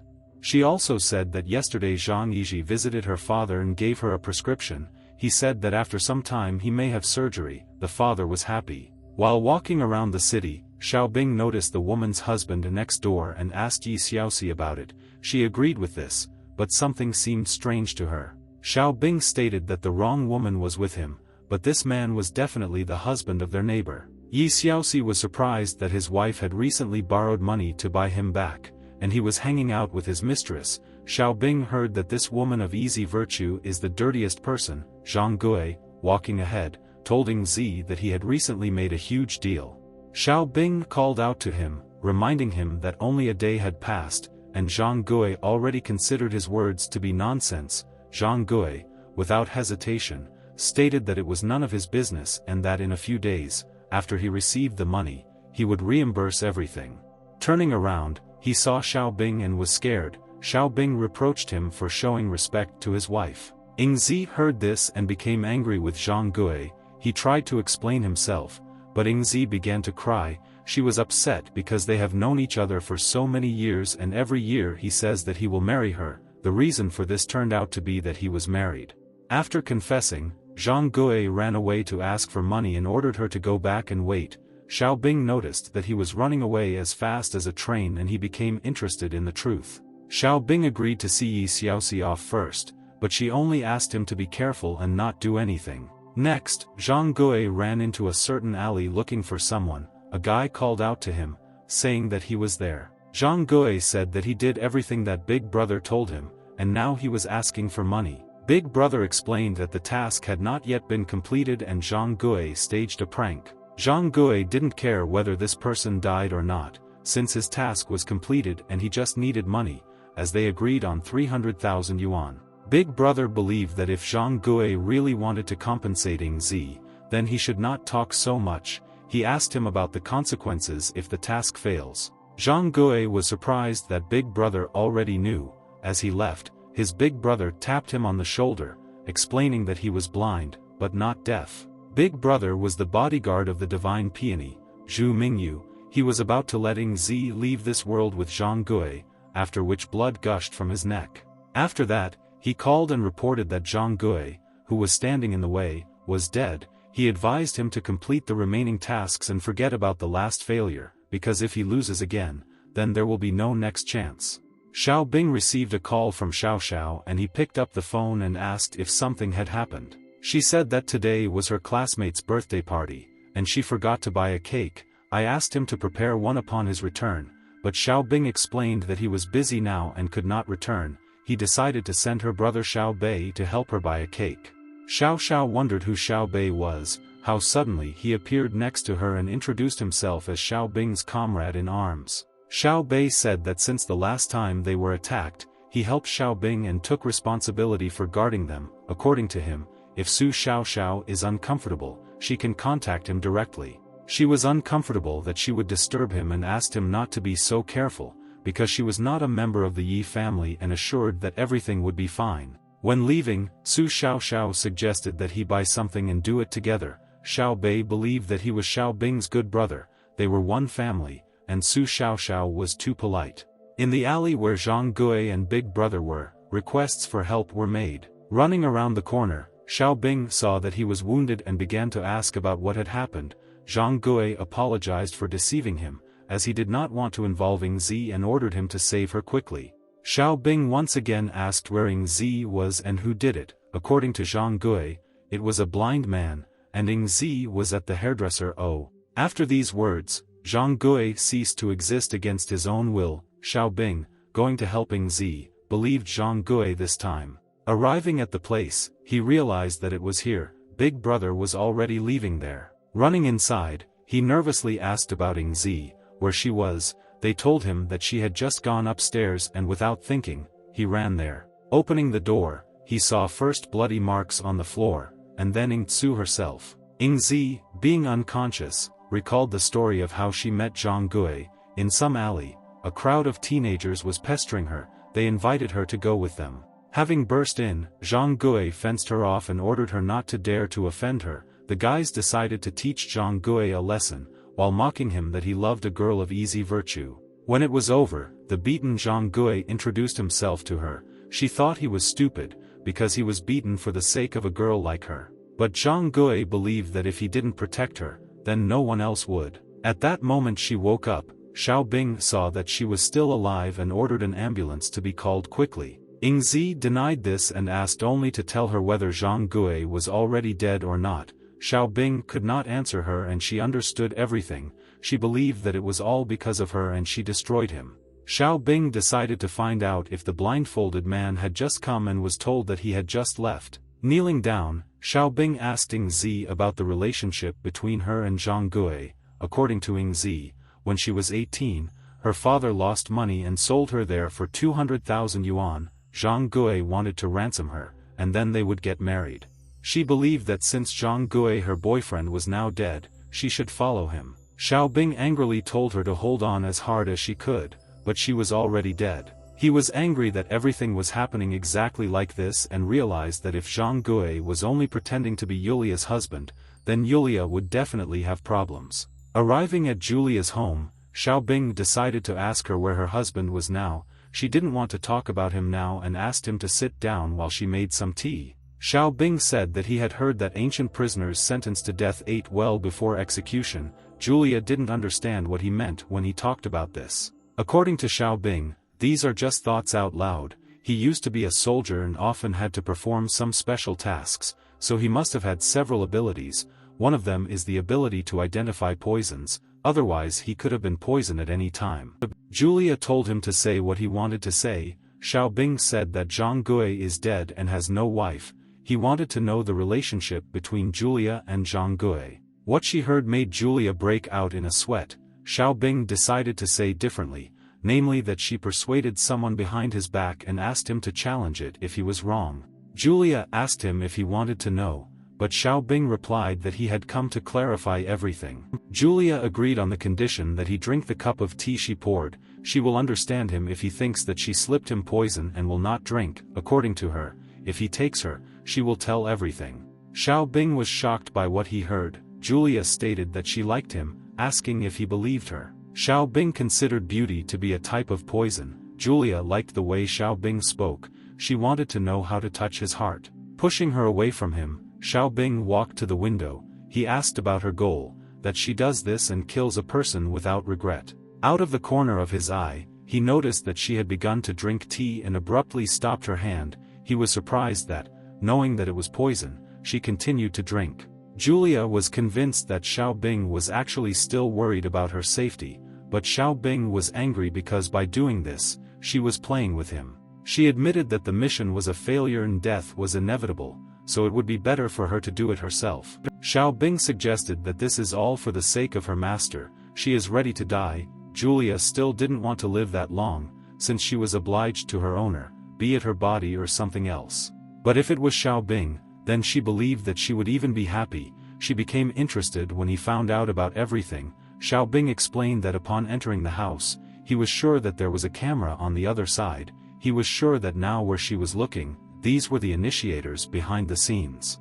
He didn't care who they were, but they had already angered him, and now he promised to take their lives, since some people died because of him, and he will take a life for a life, after which he destroyed the hidden camera. The bloody empress was shocked that Xiao Bing dared to threaten her and believed that he should die. Xiao Bing was wondering why the last time she invited him, she didn't poison him, but this time she added poison. Yulia explained that the last time it was necessary to lull his vigilance, and also prove that he was a libertine, so that the master would kill him with even greater pleasure, but unfortunately for Yulia, he turned out to be not that kind of person.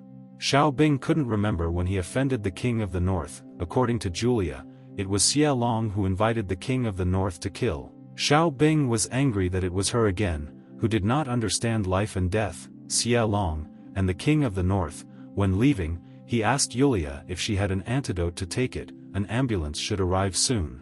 Coughing, Julia said that she had no antidote and would not be able to avoid death. She admitted that she had lied countless times, but the words that she liked him were true. Xiao Bing was planning to meet Siia, the divine Peony, soon. At that moment, Xiao Bei called him and told him that Xiao Xiao's classmate had drugged her with some medicine at the bar and he was on his way to pick her up. He slipped Xiao Xiao a listening and tracking device and asked whether to just follow or take action.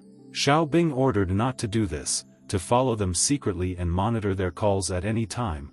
If they want to do something bad to Xiao Xiao, then Xiao Bei will have to save her immediately. Getting into the taxi, he asked to continue to monitor. When they reach a certain place, then immediately inform him, he will come. Arriving at the place, Xiao Bing immediately asked where they were, to which he received the answer that they had entered the villa. Xiao Bei reassured Xiao Bing as he was bugging all the time and it seemed that his owner's name was Siia Xiao. He handed over the earpiece to Xiao Bing, where Siia Luan was scolding his son, because he said that before Xiao Bing died, he needed to avoid getting into trouble. Don't touch the people around Xiao Bing, because what happened to Lao Tzu was enough. His son recalled his father's words that Xiao Bing must die, which is why he grabbed his close man to attract Xiao Bing himself. According to him, he dared to break his leg and humiliate him in front of so many people. He promised to take revenge on him and did not want him to die himself, and for his close people to suffer too. Xie Luan explained that he was doing business, not haphazardly. In some cases they can pay money to other people to do it. Even if his son misses, he will get scared and stop doing something. Therefore, he could not confidently transfer this matter into the hands of his son. In this case, the son did not know what to do next, because they had already kidnapped Su Xiaoxiao. Xie Luan believed that Xiao Bing was already dead and his son could do whatever he wanted, but he had to remember that he could not leave a witness, promising to help deal with this. Taking off the earphone, Xiao Bei became interested in what Xiao Bing decided to do. Xiao Bing explained that their squad has the right to make decisions regardless of the law. In particularly emergency situations they can cope on their own. After everything people will come to eliminate all the consequences, so he asked not to worry and go. Xiao Bing promised to make them think that it is better to die than to live. Xie Luan's house was guarded by 2 dogs. While Xiao Bing was making his way inside the building, Xiao Bei was dealing with these dogs. The guys who were watching Su Xiaoxiao noticed that she had finally woken up. When she woke up, Su Xiaoxiao was scared because she didn't understand who they were and why they kidnapped her. She told him to let her go quickly, otherwise she would call the police. Xie Luan's son doubted that she could do this. When he left, he allowed his people to have fun with her, but the main thing was not to let her die. When he came out, he laughed at Xiao Bing, saying that he couldn't defeat him, but he could defeat his younger sister. At that moment, Xiao Bing knocked him out and burst into the room to deal with the remaining guys. As soon as Su Xiaoxiao saw him, she rushed towards him. Xiao Bing reassured her, since he was already there, no one would harm her. She was scared and Xiao Bing decided to take her out of there first, but this guy had just called Xie Gucheng. They had to take him away too. Su Xiaoxiao asked if she should call the police to have them arrested. According to Xiao Bing, their Siia family was able to gain a foothold in Jiangcheng, so they know many officials. Even if they call the police, they still won't be able to sue them. Su Xiaoxiao didn't know what to do in this case and hoped that they wouldn't just let them go. Xiao Bing asked her to calm down and tied Xie Gucheng and threw him into the car. Arriving at a certain square, they threw Xie Gucheng out of the car without clothes. Xiao Bing reminded that their Siia family owes him and there is still a lot of money that he wants to return. Today there was only a piece of that payment. People walking around the square were surprised because they recognized the eldest son of the Siia family.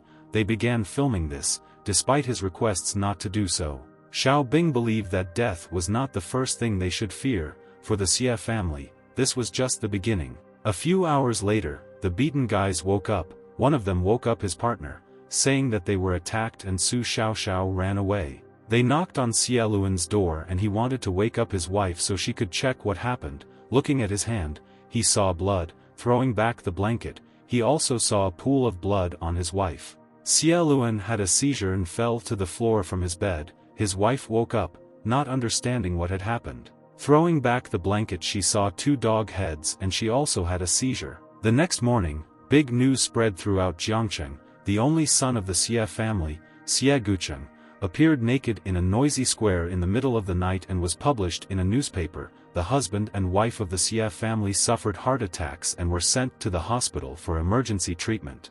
Next to Beizhuang, Zhu Mingyu came to the Bloody Empress. She invited him to come in and Zhu Mingyu wanted to, but did not dare. She noticed this and asked, to which she received the answer that this was not necessary. He was interested in the question of whether there was a difference between this curtain and him. The Bloody Empress said that Xiao Bing did not die, but the person they appointed was dead. The paying customer was also afraid of cardiovascular disease. In her opinion, Zhu Mingyu was really capable. Zhu Mingyu stated that, unfortunately for him, Xie Long was not scared to death. When he speaks to her, his breath is full of desires, that is, the desire of a man to receive the flesh of a woman. He believed that this old man did not know what he was thinking about. Laughing, she suggested that Zhu Mingyu was envious, jealous, upset or uncomfortable. Zhu Mingyu clenched his fist, but the Bloody Empress grabbed him by the throat, ordering him not to look at her so smugly, because according to her, he was just her dog. Zhu Mingyu began to cry, which she noticed, She was surprised that he had no eyes, but still he cried. She was told that if there is a heart, then there will be tears, and if there is no heart, then there is nothing, not even tears. There is nothing worse than spiritual death. He decided to find out what to do with Xiao Bing, because beating a dog depends on the owner. Although Xia Luan was insignificant to them, so he had to act. He asked to give the order and start with his noodle shop. The bloody empress confirmed this and ordered not to languish. Next, Xiao Bing and Su Xiaoxiao were driving in the car. Li Chunlan called him asking him to come to the noodle shop quickly, as something serious had happened. Xiao Bing said that he had just picked up Xiaoxiao from the hospital and asked about what happened. Lu Chunlan explained that their noodle shop was surrounded by a large group of people. It was unclear where they came from, but it looked like they were going to break up the shop. Xiao Bing promised to be there in half an hour. He realized that they began to act faster than expected, not knowing whether he would make it in time. The leader of the gang ordered to act quickly, because today they will break this store and then a big reward awaits them. The whole crowd ran to the store. Huo was waiting for them there, who was angry that they dared to do this. The leader believed that all together, they would be able to put Huo down and began to attack him with different techniques. Huo was strong and didn't care about anything. He scattered all the bandits when Xiao Bing arrived at that time. Xiao Bing saw that Huo had dealt with everyone and praised him for a job well done. Upon his return, he promised to pay him back. Seeing Aunt Li on the street, he decided to ask her if she was okay. She was fine and was glad that Huo was nearby, otherwise their noodle shop would have simply been destroyed. Xiao Bing guessed that because their business was going well, competitors had their eye on it. However, according to him, there was no need to worry and she needed to return home to rest, and he would decide everything, after which he called Xiao Bei and asked him to come and discuss matters. Sitting at the table, Xiao Bing said that the boss next door left and he signed a contract with her, and the store next door already belongs to him, so there are no problems with expanding the noodle shop. Now the most important thing was to solve the threat Northern King. Xiao Bei found out everything and reported that the King of the North woman, also called Divine Peony, is the elder sister in the north of Jiangcheng, has many younger brothers, and lives in Beizhuang on weekdays. In each of the 4 urban districts of Jiangcheng there is an estate belonging to the 4 kings of the east, west, south and north, named after the direction, Dongzhuang, Shizhuang, Nanzhuang, Beizhuang. There is a dedicated palace in Beizhuang, as well as a pavilion where the divine Peony lives.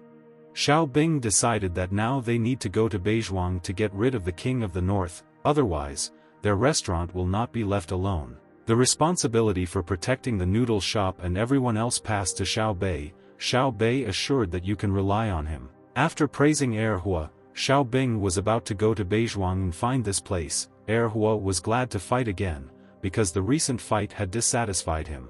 Xiao Bing said that since the Queen of the North dared to play with him, he would defeat her. Beizhuang.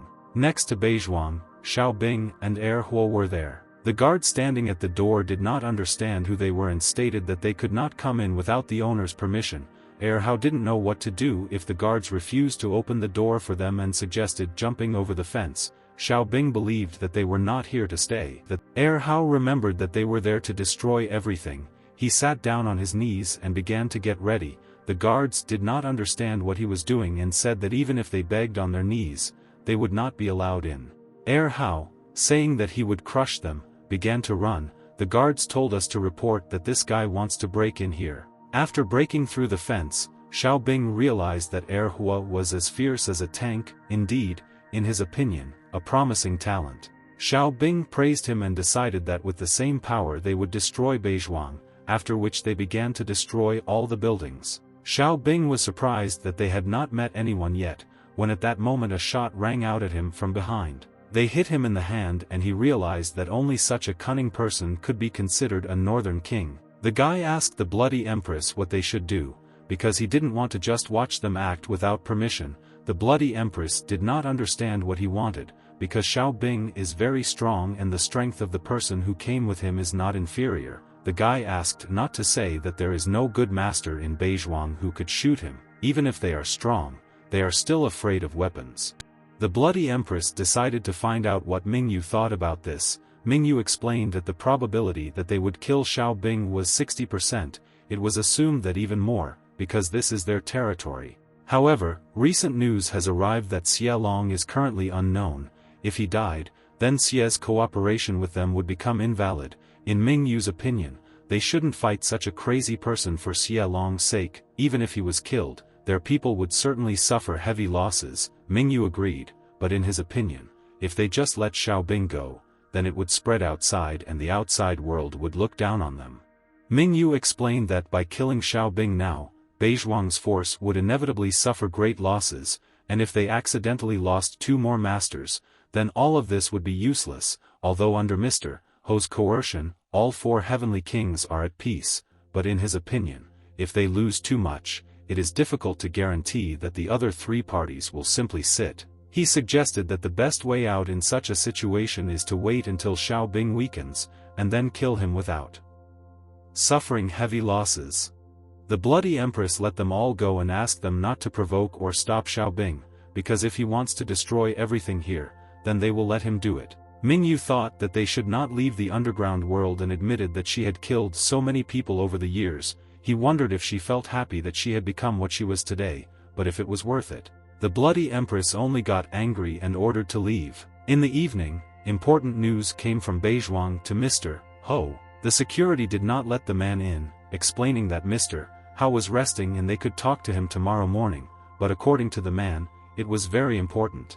At that moment the door opened and Mr. Ho ordered to tell what happened. The guard standing nearby bowed to him. At this time, Xiao Bing and Hua continued to destroy the village. Hua was surprised that they had been destroying here all night. He was already exhausted, and still no one had come out.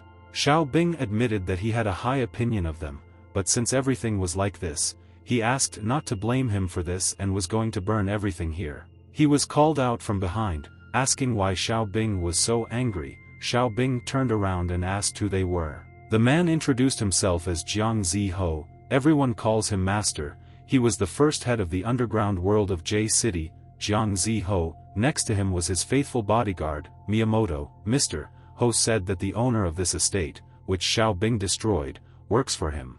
The 4 kings of J City control the entire underground world of Jiangcheng, but in reality they all work for the same master. The northern king was the divine Peony, the eastern king was the flower face. Mr. Ho cannot personally use military power, but he can use all the enormous power of the 4 kings located in the province of N. The great power in the city of J has given great authority to the master. According to rumors, during the day Jiangcheng is ruled by the mayor, and at night Jiangcheng belongs to Mr. Ho. The western king was the Snake King, and the southern king was King Kong. Xiao Bing remembered what Yi Zi had said about Mr. Ho before. He didn't think they would meet so quickly. It was a very dangerous atmosphere right now, and besides, Mr. Ho had a rarely seen fierce bodyguard next to him. In his opinion, even if he burns Beizhuang this time, the northern king will still not appear. He decided to see how the master would stand up for his people. Mr. Ho said that he knew that there were disagreements between Xiao Bing and Peony over some people and matters, but speaking about himself, there were no matters that could not be resolved, Ho believed. He suggested finding a place where they could sit and talk. Xiao Bing wanted to conclude a truce from the very beginning. In response to this, he asked to find a separate office. They walked together and Mr. Ho informed that this place was not far from there. At this moment, Xiao Bing received a phone call. Yi Xiaoxi called him saying that she couldn't find him anywhere and asked where he was now. Xiao Bing apologized and said that yesterday he was busy moving, and now he was going to have lunch with Mr. Ho. Hearing this, Yi Xiaoxi was shocked that Xiao Bing had met the man who was at the head of the 4 kings. Xiao Bing confirmed this. She asked for the address where they were going because she wanted to join them. Next at the Grand Hotel XX, Mr. Ho saw Yi Xiaoxi and remembered that they had not seen each other for a long time. In response, Yi Xiaoxi was also happy to see him. Xiao Bing was surprised that she came so quickly. Yi Xiaoxi said that she took a taxi, so it would be quick. Mr. Ho explained that thanks to Xiao Bing, it would be difficult for the Siia family to get back on their feet and assumed that because of this, more than half of Yi City would want to change everything here. Xiao Bing only noted that Mr. Ho was very well informed. Yi Xiaoxi said that her dad is still in the hospital and he doesn't know anything about the Siia family. She was also interested in how they met. Arriving at the restaurant, Xiao Bing realized that there was a divine Peony at the table, and he didn't know who was next to it. Zhu Mingyu introduced himself. Mr. Ho told everyone to sit down first and discuss the details slowly. While having dinner, Mr. Hao said that love reigns in a family when everyone talks and understands each other, and not when everything ends like this. According to him, they had established a friendly relationship with Brother Xiao and admitted that they might make mistakes. He thought that Peony was not an irrational woman. He was going to take responsibility if Xiao Bing apologized, but he didn't know if he could take everything into his own hands and asked the Peony again. Out of respect for Mr. Ho, she was going to do her best. Yi Xiaoxi noticed that Mr. Ho said everything he wanted, and Xiao Bing and the divine Peony should listen to him. In any case, in her opinion, he will not suffer, because the king's estate was destroyed by him. Xiao Bing understood that Mr. Ho had become their mediator, but he didn't like that he wanted him to apologize. Yi Xiaoxi offered to drink since this issue was resolved and then hoped that they would become friends. Xiao Bing poured a drink into a glass and stood in front of the divine Peony. Getting up from the table, she understood that this would not end so easily after he apologized. She was only going to slow down in front of Mr. Ho, but she was going to take action starting tomorrow. Xiao Bing began to pour the contents of the glass onto the floor and said that this was a tribute to two people, Zhang Gui and Ing Zi, and today he promised to make sure that their souls find peace in heaven. He apologized to Yi Xiaoxi and Mr. Ho for disappointing them, which made them surprised. Xiao Bing addressed the Peony, saying that they could resolve their grievances over a glass of wine, but asked about Zhang Gui and Ing Zi in heaven. In his opinion, their lives cannot be decided with a glass of wine. Peony only answered that she didn't know who they were.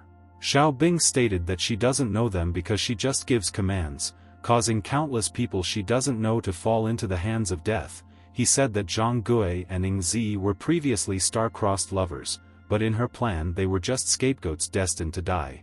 According to Xiao Bing, the criminal world has made her a bad person and she is tired of living. Peony was surprised that he was really ready to quarrel with her because of these strangers and achieve justice for their sake. Xiao Bing was ready to fight until his last breath. Mr. Ho explained that in such a case, the Jiahu people have their own way of doing things. He would be a witness and propose to play a game. Whoever lost would apologize and never set foot in Jiangqing again. Xiao Bing agreed, but on the condition that the rules would be changed and he would have to kill the northern king. Yi Xiaoxi did not agree, because he is the future son-in-law of the Yi family, and he wants to fight to the death. Xiao Bing reassured her that he would not lose. Peony agreed and denied Xiao Bing's assumptions that she was afraid. Mingyu stated that she had no need to agree and he would fight with Xiao Bing until his last breath. Xiao Bing was angry, because he was talking to the king of the north and no one gave Mingyu the right to open his mouth. Mingyu replied that if Xiao Bing wants to know how Zhang Gui and Ing Zi died, then he should ask him. Xiao Bing, since Mingyu is the killer, he will avenge them. Mingyu mocked that Xiao Bing thought that it was up to him, because he did not expect that a blind man could win. Xiao Bing asked in this case not to cry before dying, otherwise he would look down on him. Mingyu agreed to meet in a duel to the death in the underground arena of the northern city. Next in the underground arena, the presenter explained that this is where the dead battle mode will operate. They can use edged weapons, the rules are unlimited, only one person can survive.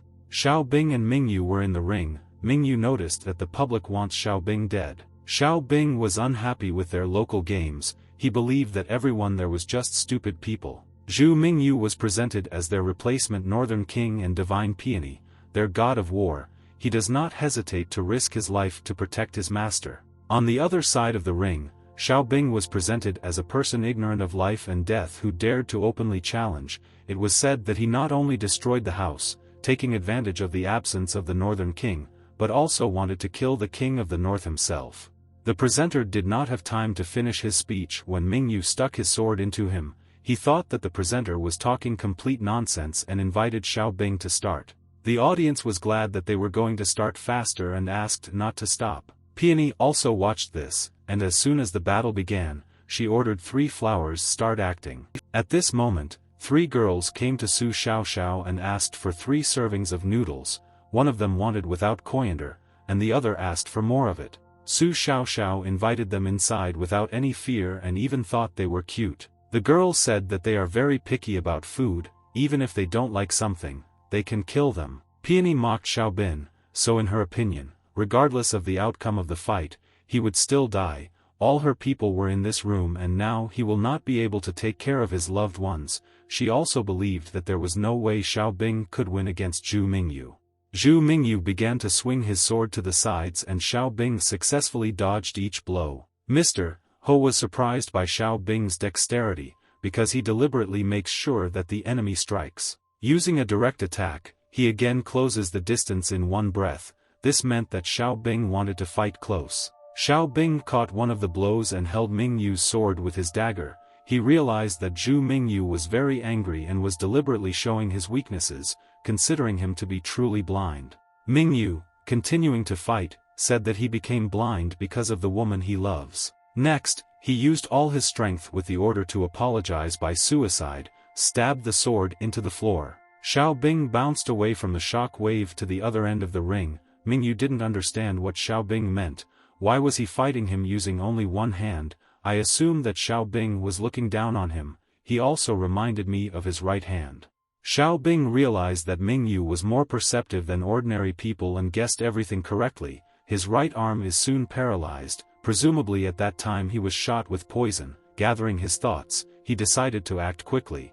At the noodle shop, 3 girls ate their fill. They praised Su Xiaoxiao for her noodles, and one of them said that her mother also knew how to cook noodles. She suggested going to their house to try it.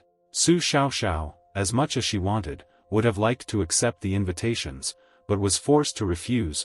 The girls started dragging her along with them and she suspected something was wrong. Xiao Bei, who was standing aside, decided to find out where they were taking Su Xiaoxiao. Having received the answer that they were inviting her home, he became interested in where their house was located. When he heard the answer in Beizhuang, he immediately realized everything. At that moment, one of the girls snuck up behind him and tried to strangle him. He began to fight with them, explaining that at a young age everyone learns something bad and girls learn to kill. He asked about the known fact that kicking is dangerous, suggesting that Peony did not teach them. The girls thought it was nonsense and you need to improve what you are weak in. Running from behind, Xiao Bei wanted to stun him, but he parried the blow. Xiao Bing and Mingyu continued to fight in the ring and Xiao Bing successfully dodged the blows. Xiao Bing climbed onto the ring net and ran around it. One person from the stands asked Mingyu to be careful since Xiao Bing was behind him. Zhu Mingyu turned around and slashed, sending out a shock wave.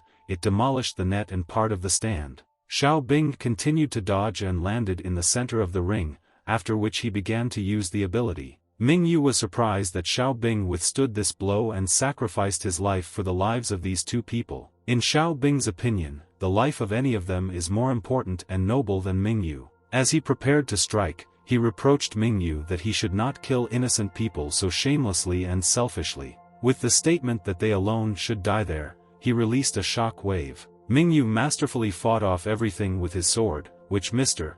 Ho was surprised at, assuming that this was the end, but he was told that this was far from the case. Next, Xiao Bing began to run around him at great speed in order to mislead him. Mingyu understood why this was being done. Xiao Bing noticed that Mingyu could still defend himself and began to attack him, throwing stones.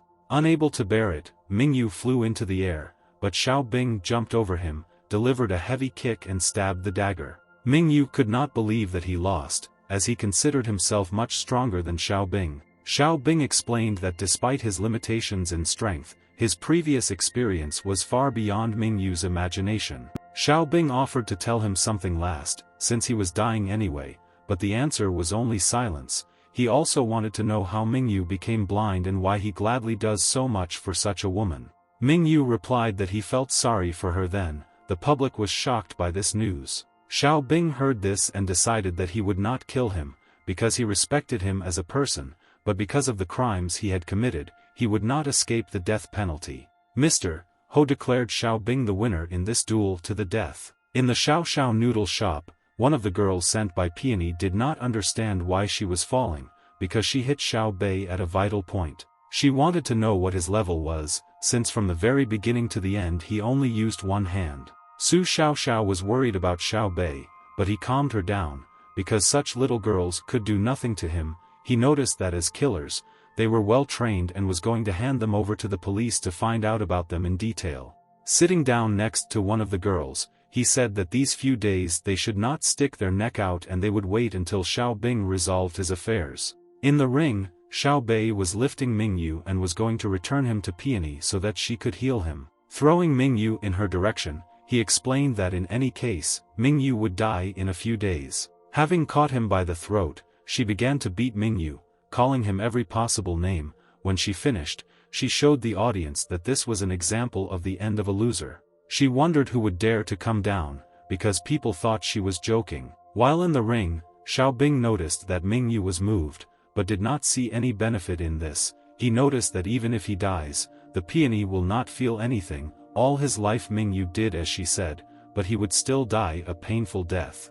Turning to the audience, he asked why they were silent, since they had shouted recently. According to him, Zhu Mingyu was killed by Peony, which is very sad. During a beautiful life, people eat and drink well, but now it was useless and no matter what merit they had, because they were pawns that could be abandoned. He believed that Peony and all of them only thought about themselves, and those people still called her one of the four kings. It was funny to him, because according to him, such a person should commit suicide as soon as possible, and she still hopes that someone will be tense because of her. Mr. Ho said that victory and defeat were already predetermined, the enmity between them was over and he did not understand what else he wanted to do. He was aware that Xiao Bing was provoking her, but if she got angry, then Xiao Bing should not regret it. Xiao Bing did not think that the feud was over, since he was not so naive and it was obvious that she was angry and was darkening something. He assumed that after this he would have to be afraid every day, waiting for someone to come for him. In addition, due to the fact that he publicly humiliated her today, in his opinion, she will not leave it like that. She did not treat him so well and Xiao Bing asked the audience if she could still hold on to her throne. The public supported the pony and called for Xiao Bing to be killed.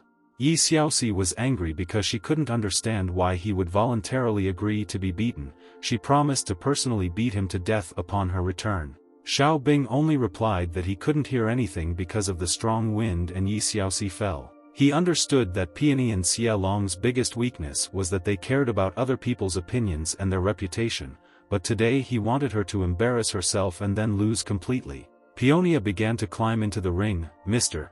Ho did not understand what she was doing and Peony admitted that even if Xiao Bing won, she would not let him go just like that. She advised them better not to interfere, since she was going to deal with this herself. Peony climbed into the ring and was angry that no matter how much Xiao Bing received, it was not enough for him. She did not go around the ring net and walked through it. Because of her force, the net broke. Xiao Bing understood that she was strong, but for him it was interesting. He was going to increase his strength by 2 levels and fight, not knowing whether he could withstand it. Xiao Bing began to urge her to come over and fight him for 300 rounds. At the age of 18, at the peak of darkness, Peony sparred with Zhenyu. She considered him weak, because he could not stand even 3 rounds with her, and there was no need to think about 300 rounds. Zhenyu made excuses that it was not about him, but about her. She is too strong, but in any case, he can last at least 3 rounds, and Zhu Mingyu could not withstand even 1. While in the gazebo, he admitted that he had never met such stunning women as her. Peony considered this nonsense, since he simply knows how to appease her. He convinced her, telling her that those who are stronger than her are ugly, and those who are more beautiful absolutely cannot defeat her. This was observed from the side by Zhu Mingyu, who was 20 years old at the peak of light and was very angry. Zhenyu was a handsome and sweet guy, an abandoned child who was picked up and adopted by a master. However, he is an insensitive and ungrateful person. The Peony was defiled by this man in the Peony gazebo. She wondered why she couldn't lose weight, but it turned out that she was pregnant. When the Peony, already with a visible belly, went to meet Zhenyu, she saw him making love to another woman in the Peony gazebo. After this, Xiao Bing was struck. Xiao Bing realized that half of his body was almost numb. He decided that he could not hesitate any longer and was going to use all the remaining power in one breath, despite the fact that he risked losing his strength. Using concentrated power, Xiao Bing struck her and knocked her down. Having fallen to the floor, her clothes were in the way, but the moment the Peony turned around, hail with Xiao Bing was flying at her and she remembered. She remembered the feeling when she was beaten. Zhenyu's new girlfriend beat her up and made her look like a laughing stock. Peony did not understand why he did not help, saying that he was bewitched by this woman. Crying, she said that she was pregnant with his child and he just needed to part with that girl forever, then she would forgive him. She repeated that he just needed to give up this fox, but a girl with a knife walked behind her and asked the peony who she called the fox. Screams of pain were heard and the peony was left without eyes. The girl showed Zhenyu that she was now blind and asked if he still wanted to be with her. Zhenyu agreed that she just wanted to play and did so, and now they couldn't stay anymore. Xiao Bing was exhausted after this attack and thought that this was the end, but the peony became even more angry and stood up. She started beating him. Mr. Ho's bodyguard noticed that Xiao Bing could not be saved and would not survive. It was the first time Mr. Ho had seen a peony so angry. Peony laughed at Xiao Bing because he dared to fight against her with such insignificant forces and promised to make her regret it. She was looking for his lover because she wanted him to watch how she would torture her. Trying to get up, he told her to say it again, but the peony only hit him again. Yi Xiaoxi could not believe that Xiao Bing would die. Erhua stopped her because he was sure that Xiao Bing would be fine. Peony ordered everyone there to grab Yi Xiaoxi and bring it to her. Xiao Bing called out to her and asked her to wait. Turning around, she didn't understand what was happening. Xiao Bing rose up with a red appearance and asked her if she could kill him. 45 serious injuries throughout the body due to constant impacts. In this world, almost no one can remain conscious in such a situation. Even a martial artist couldn't stand it, but Xiao Bing was able to get up. All because he was angry. Zhang Yiji's seal has not been broken. It is a completely new mysterious power. It began to flow continuously in Xiao Bing's body. Xiao Bing's strength continuously increased. Having many years of experience in fighting, the peony felt a huge threat. At the same moment, she took the right step. She threw away the blocking rope, because for the current Xiao Bing, it would be useless. Peony took out a weapon that she would only use at the most critical moment in her life. She understood that if she didn't do this now, she might die. She gave 99 lashes and said that it was a weapon that could sense a peak of energy. A pierced thorn can even pierce his bones. According to her, even if it explodes, it will not be able to escape.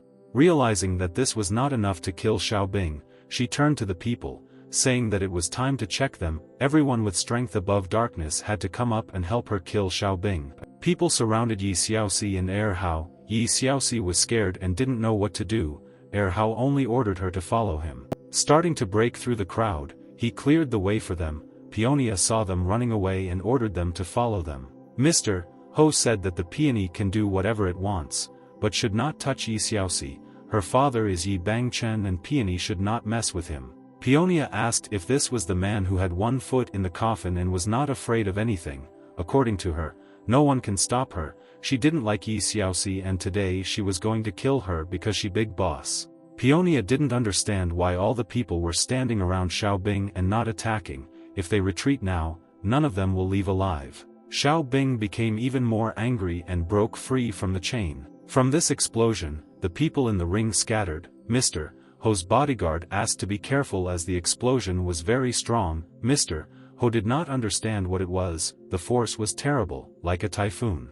Yi Xiaoxi also didn't know what was happening. Everything suddenly exploded. Erhua said that Xiao Bing has broken through and this wave is draining all the strength from a person, so you shouldn't look there. Peony saw Xiao Bing gathering all her strength and understood that this was the end. Zhu Mingyu asked her why she didn't stop. Since she had already taken revenge a long time ago, Peony did not think so, and according to her, so that a tragedy like hers would not happen again, she vowed to kill all unworthy men and women in this mortal world.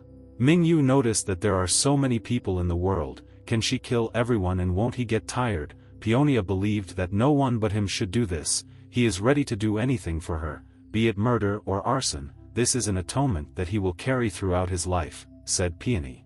In the flashback, Mingyu came running to her aid and asked her to forgive him, admitting his guilt. From now on, he promised until the moment she was happy, he would do whatever she wanted. Peony asked Mingyu why her eyes were cured, but he went blind. Mingyu said that before she killed Di Yun, he asked him to fight and lost. Peony did not like this and did not know what could be worse, that she was now associated with a blind man.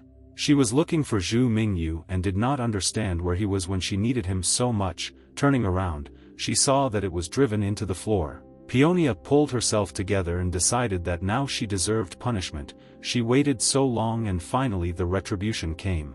There was a loud sound and the northern Peony king lost. It was all over. After Xiao Bing's power dissipated, he lost consciousness, but continued to stand motionless in that position, some of that power still remaining in him. None of the northern king's men dared to take a step forward.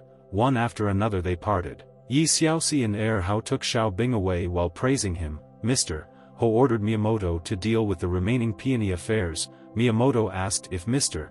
Ho wanted her and Zhu Mingyu to be buried together. Mr. Ho didn't understand why he felt sorry for him, because the two of them were not on friendly terms. Miyamoto said that his hearing was better than that of an ordinary person and he heard that he was talking about the past to Xiao Bing on stage. Mr. Ho was interested in this and wanted to know what he said. He was told that the cornea used for the Peony surgery was actually given to her by Zhu Mingyu, who sacrificed his own eyes. This was done because Peony did not want to wait 2 years before she would have surgery. Immediately after the miscarriage, she went to kill the enemy, and with her life at stake, she could not go to a regular hospital for surgery, only to a black clinic. Zhu Mingyu decided to endure the darkness for the sake of his beloved, but did not let her know about it. It was assumed that it was Zhu Mingyu's passion that made the Peony, which saw the light, not be afraid and take the path of revenge. From the memories, the Peony and Zhu Mingyu were lying on the roof. He wanted to know what kind of guys she liked. She liked guys stronger than her and Zhu Mingyu suggested that there was no one better than her. Wouldn't she be lonely? Peony asked to be more optimistic. If he was talking to himself, then 100 years would pass before he would catch up with her. Mingyu assured her that sooner or later he would surpass her. Next at the hospital, the doctors took Xiao Bing to the operating room and asked Yi Xiaoxi and Heir Hao to wait outside. They hoped that the operation would be successful and did not think that he received such severe wounds. After a while, Xiao Bing woke up. Yi Xiaoxi was sitting nearby and he was glad that he could save her, otherwise he would never have been able to forgive himself. Yi Xiaoxi left to call the doctor. At this moment, Xiao Bing received a phone call. Considering that Mr. Ho really did not know how to read the atmosphere, he used the emergency call button in the ward. Junior nurse Lu Kuxing ran in to see him. She noticed that Xiao Bing had woken up and was already happy for him. Xiao Bing asked to answer the phone for him and say that he was still unconscious. Lu Kuxing realized that Xiao Bing wanted to deceive the person and refused to help in this. Seeing her leaving, Xiao Bing pretended to have pain in his heart. He didn't know who made him so unhappy, because he doesn't know anyone. Lu Kuxing asked if the pain would go away immediately if she answered the call. Xiao Bing explained that his heart hurts much more, but she will naturally be able to help him. She agreed, but on the condition that this was the last time and she would no longer help, since most of all she does not like to lie. After picking up the phone, Mr. Ho immediately greeted Xiao Bing. Lu Kuxing said that it was not Xiao Bing and he had not woken up yet. Mr. Ho asked me to tell him, after he woke up, that they asked about him. Mr. Ho also wondered whether he was seriously injured. The nurse said that very much. Yesterday when Xiao Bing was brought to the hospital, he was in critical condition. Now his condition has stabilized, but she doesn't know when he will wake up. Mr. Ho heard this and apologized for the trouble and said goodbye to her. After giving the phone to Xiao Bing, Lu Kuxing cried and ran away, saying that what she hated most was lying. Miyamoto did not understand why Mr. Ho did not want to take revenge for the Peony, and also wanted to win Xiao Bing over to his side. Mr. Ho explained that Xiao Bing's potential is much greater than they can imagine. He has the strength to break through at such a young age, and in the future there is a chance that he will become the son-in-law of the Yi family. Even a few people like Peony cannot compare with Xiao Bing, in his opinion. This might seem a little harsh towards the Peony, but she did not listen to him, which means she deserved it. The Long family in Manchuria is once again in trouble and they will not be able to engage them in battle if his subordinates question his decisions. Therefore, he advised Miyamoto to do what he had to do. Next, Luo Criminal Police Captain Wang Ting came to the hospital and introduced herself and asked if Xiao Bing was there. When she saw Xiao Bing, she explained that she needed to interrogate him. She could take him to his cell, but since he was so injured, she would do it here. Xiao Bing was wondering what they wanted to know from him. The police captain asked if Xiao Bing knew the King of the North, to which he answered yes. She said that this King of the North was their endless headache, and a few days ago she disappeared. having carefully found out everything, including previous deaths and the arson of the casino. All this was connected with Xiao Bing, checking with him. Xiao Bing confessed and Luo Wangting arrested him. He believed that the officer made a mistake by noticing that she was too excited. Luo Wangting wanted him to tell her why even their former boss listened to Xiao Bing. Xiao Bing replied that it was confidential. Luo Wangting, in turn, threatened him that if she didn't tell him, then she would simply take him away and he would heal his wounds in prison. Xiao Bing clarified that he meant it was for the best that the bad guys were caught. The officer didn't think it was good because she couldn't figure out who Xiao Bing was. In this case, Xiao Bing wanted to see their boss, because her rank is too low and he cannot tell her everything. Luo Wangting asked not to think that he could bribe their new commissioner. Xiao Bing agreed and was dissatisfied, believing that if all the police in their country were like this, then the country was in danger. He decided to call someone, and a little later she would find out everything herself.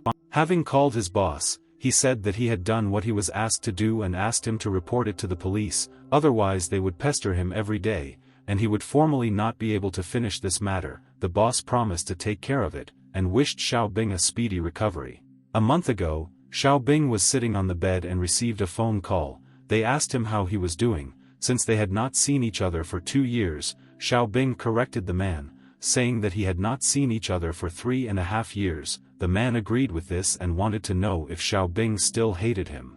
Xiao Bing explained that he could not talk about hatred and would not dare to hate this person. No matter what he does for Xiao Bing should still be grateful. Xiao Bing's senior management boss in Longai wanted to talk about the matter that year, but Xiao Bing interrupted him, saying that he did not want to remember the case of that year, and besides, he was blamed for it. According to him, he created the Dragon Gate and subjugated so many people. The country did not kill him, and this was already considered a relaxation of the law on the part of officials.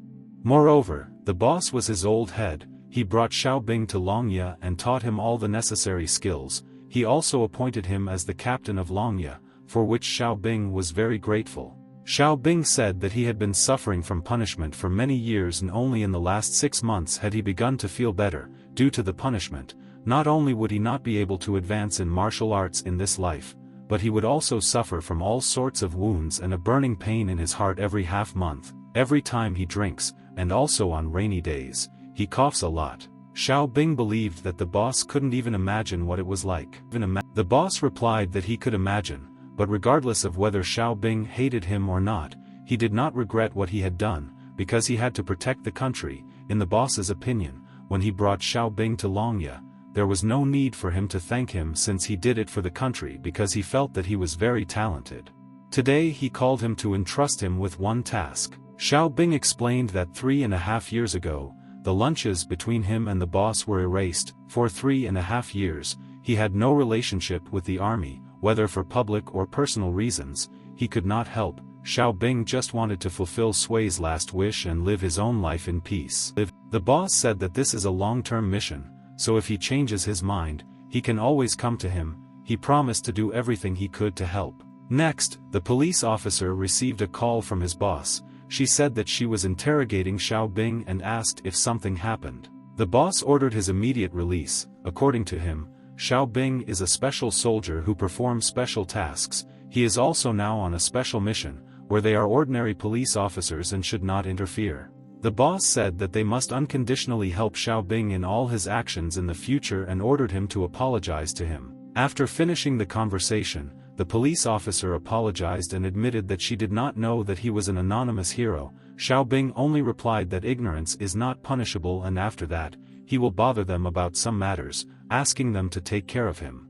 The police officer agreed and unfastened the handcuffs, after which she began to salute. Xiao Bing felt uncomfortable. Leaving the hospital, the police officer's partner asked her if Xiao Bing was Longya's soldier and what Longya actually did. Since he had never heard of her before, she said that Longya was a private secret special forces unit and it was normal in her opinion that he did not know about it. She explained that in their world there are super powerful fighters, an ordinary military organization cannot cope with them, citing as an example the Four Kings and the Dragon Clan in Manchuria. They use military force to commit atrocities and outrages. The country has felt bad because of them for a long time. For this purpose, a special group was created called Longya. which gathered and trained the strongest martial arts geniuses in the country. They fight against evil forces in places that ordinary people cannot see. Looking up at the sky, she noticed that behind the calm sky above their heads, there were these unsung heroes who held enormous weight for all of them. She believed that if they had forgotten about gratitude for them, then perhaps they would be in that hospital now.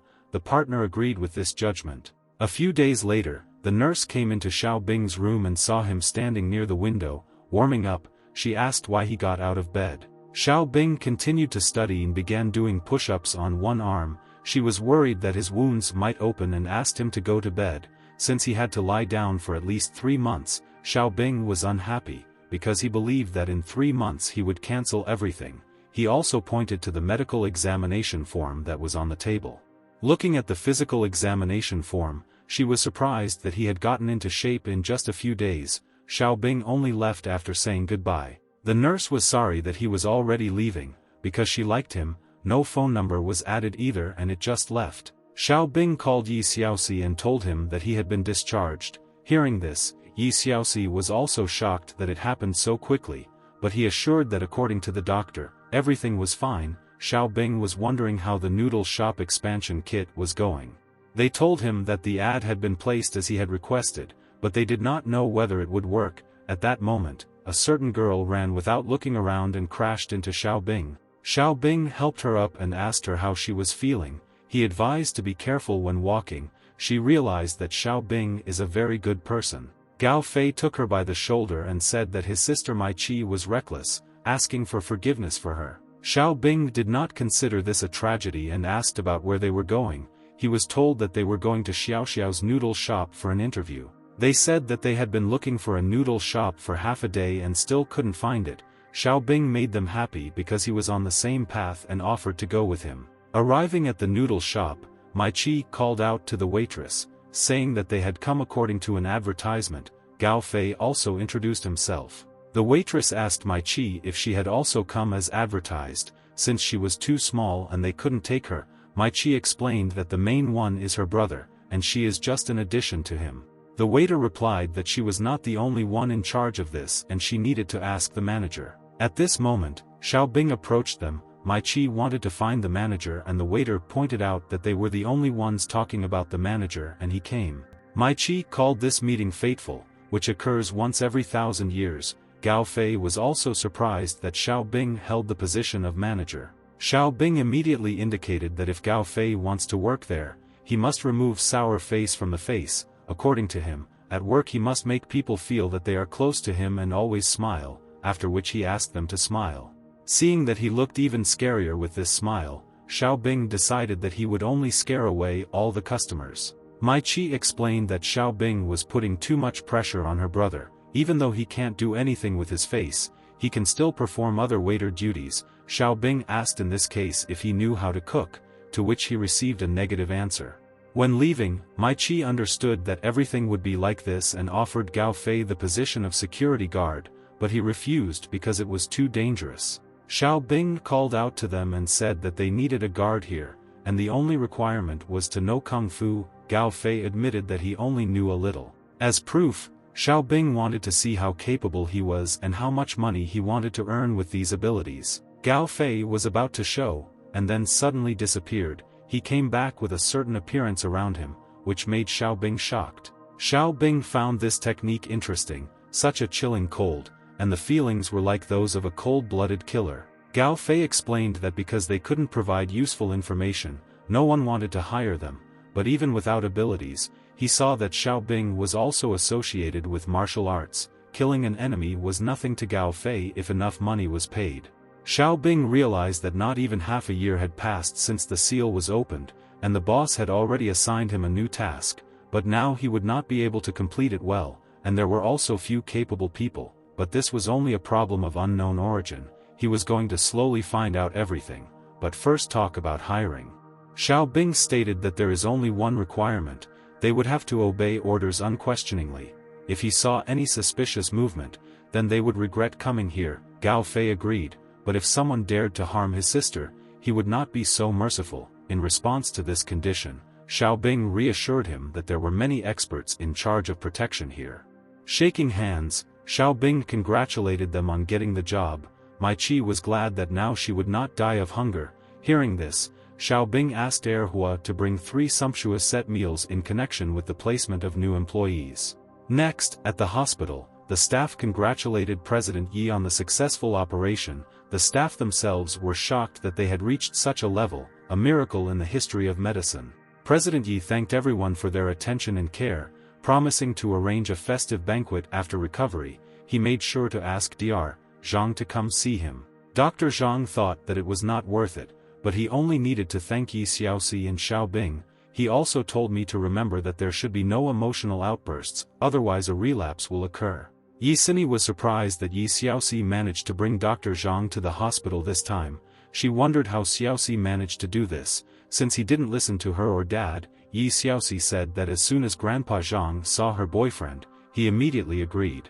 The chairman of Yi Shi Corporation, Yi Xiaoxi's father Yi Bangchen, thanked her for not disappointing her father and ordered her to bring Xiao Bing to their home when he was free. As he wanted to thank him, the hospital staff asked if everything was okay to leave the room, because the patient needed rest. Yi Bangchen only asked Bao Lei to stay. Yi Bangchen asked if he checked Xiao Bing, the first master of the Yi family, bodyguard. Bao Lei stated that he had found out everything and was reporting.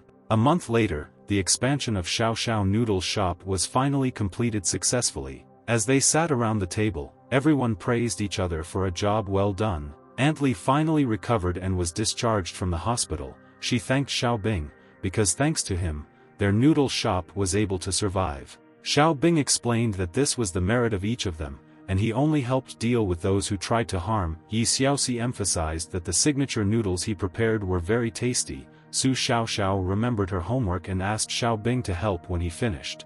Mai Chi heard this and offered to teach them since she is the best at tutoring. Su Xiaoxiao was disdainful of this since she was only 10 years old. Gao Fei stated that Mai Chi just needs to look through the book and she will remember everything. When people didn't believe it, they gave her tests and tested her. As expected, Mai Chi did not miss a single word. Then Mai Chi received unanimous recognition from everyone, a super talent. Further in the province of N, another villa of the Long family, Second Lord Overlord Long Yen received news that Yi Bangchen was able to recover, and he was shocked by this. He wondered which doctor could save him.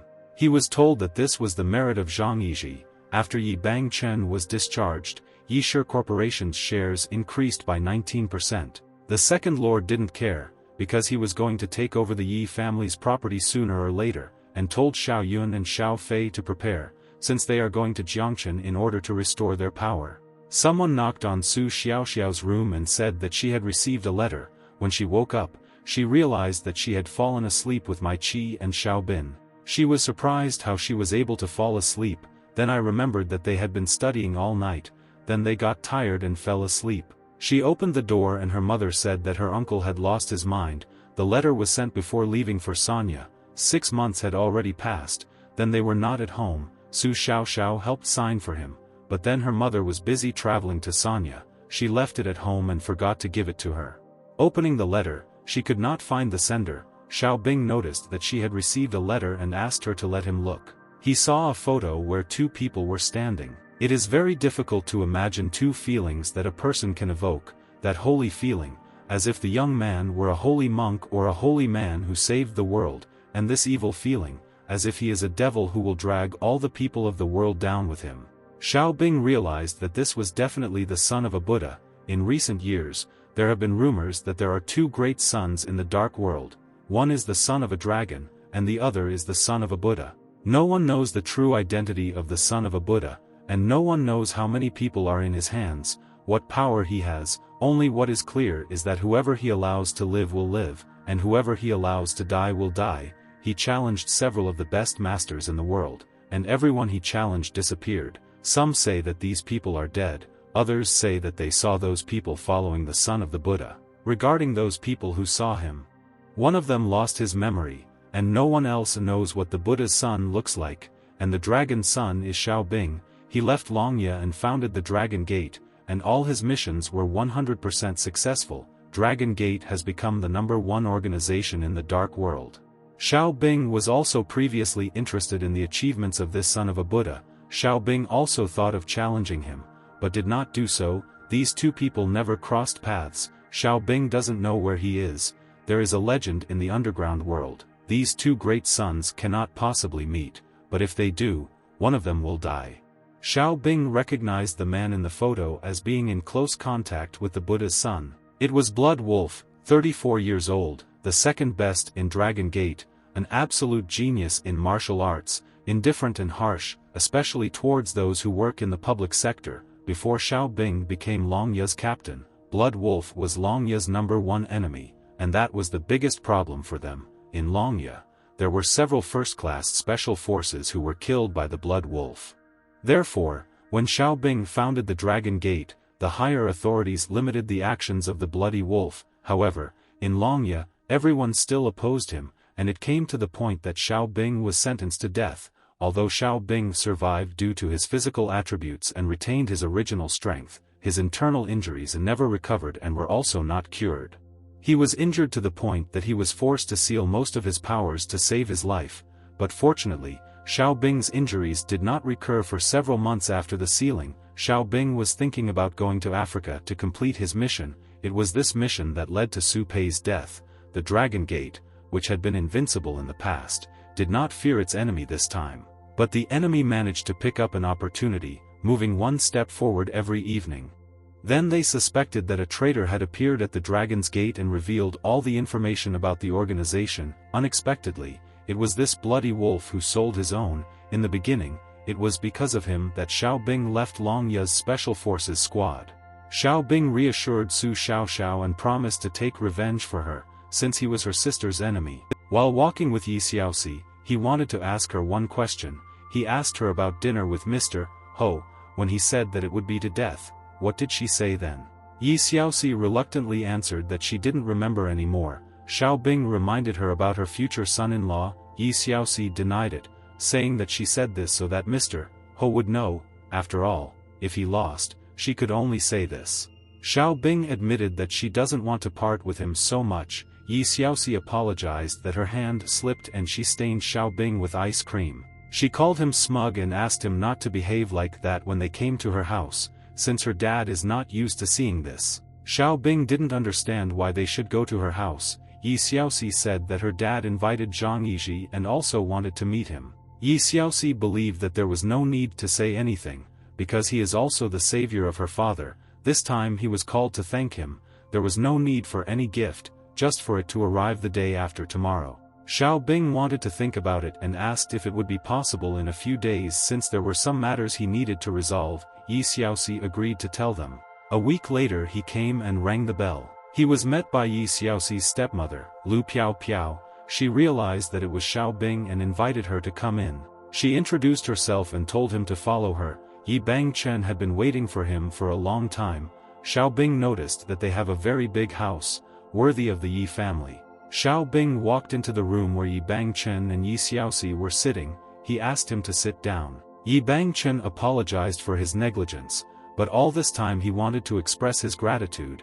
In his opinion, Old Man Zhang's business was successful because of Xiao Bing. Xiao Bing only replied that since Yi Bangchen was Yi Xiaoxi's father, he could not refuse to help them. Yi Bangchen said that Yi Xiaoxi did not mention him. He heard from Old Man Ho that Yi Xiaoxi had a boyfriend. Yi Bangchen said that he is still strict with Yi Xiaoxi, so he wonders who she will choose. He wanted to know what Xiao Bing's family and work was like. Xiao Bing said that he was an orphan, and as for work, he helped manage a noodle shop. Yi Bangchen asked that he was an ordinary person with no family and an ordinary job. Yi Bangchen was pleased that everything was true, at least similar to what he had learned. With a snap of a finger, a suitcase with money was placed on the table. Yi Bangchen said that there were 200,000 inside. It was gratitude and compensation. Xiao Bing didn't understand what this meant. Yi Bangchen explained that gratitude means gratitude for the fact that, seeing Yi Xiaoxi's situation, he helped and invited Zhang Yizhi. However, one thing follows another. He declared that his love with Yi Xiaoxi could no longer continue and simply wished Xiao Bing well. According to him, there are no male heirs in their Yi family, and after he retires, the huge family business may fall into the hands of Yi Xiaoxi and her sister, but at the end of the day, they are still girls and the pressure is too great, so her man should be able to help her in business. considering that Xiao Bing is just a noodle shop owner. In Yi Bangchen's opinion, he won't be able to do much for her. Even if he served in the army, Yi Bangchen can still protect Yi Xiaoxi with a. Yi Xiaoxi couldn't believe her father was saying such a thing. Yi Bangchen believed that a marriage without a blessing would not last long. Marriage for him is not a game of family, but it is necessary that they be of the same social status and origin. This is also a lesson learned from 1,000 other painful lessons.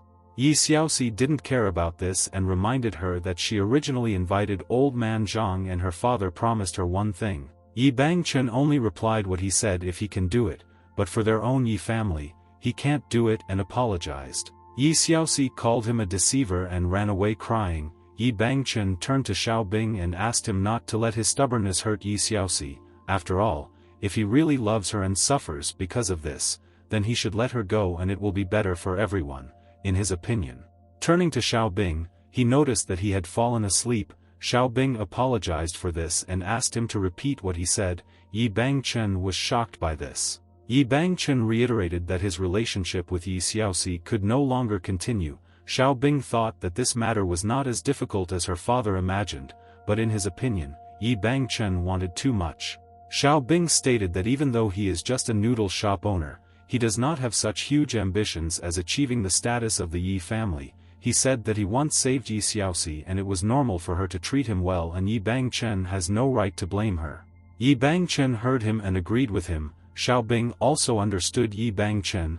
In his opinion, Yi Xiaoxi and Xiao Bing had not known each other for long and were not ready for marriage. He believed that they were all adults and there was no need to preach to anyone. If you chose something yourself, then you yourself would bear responsibility for it. Having clarified this with Yi Bangchen, Yi Bangchen agreed with him, but he had his own demands regarding Xiao Bing and Yi Xiaoxi. Xiao Bing explained that now he is her personal security and nothing more. Now, even more so, there was work for free, as a bodyguard, but Xiao Bing was in charge of this and didn't think of shirking responsibility and was going to go look for Yi Xiaoxi. Otherwise he wouldn't be able to explain the situation to her if something happened now.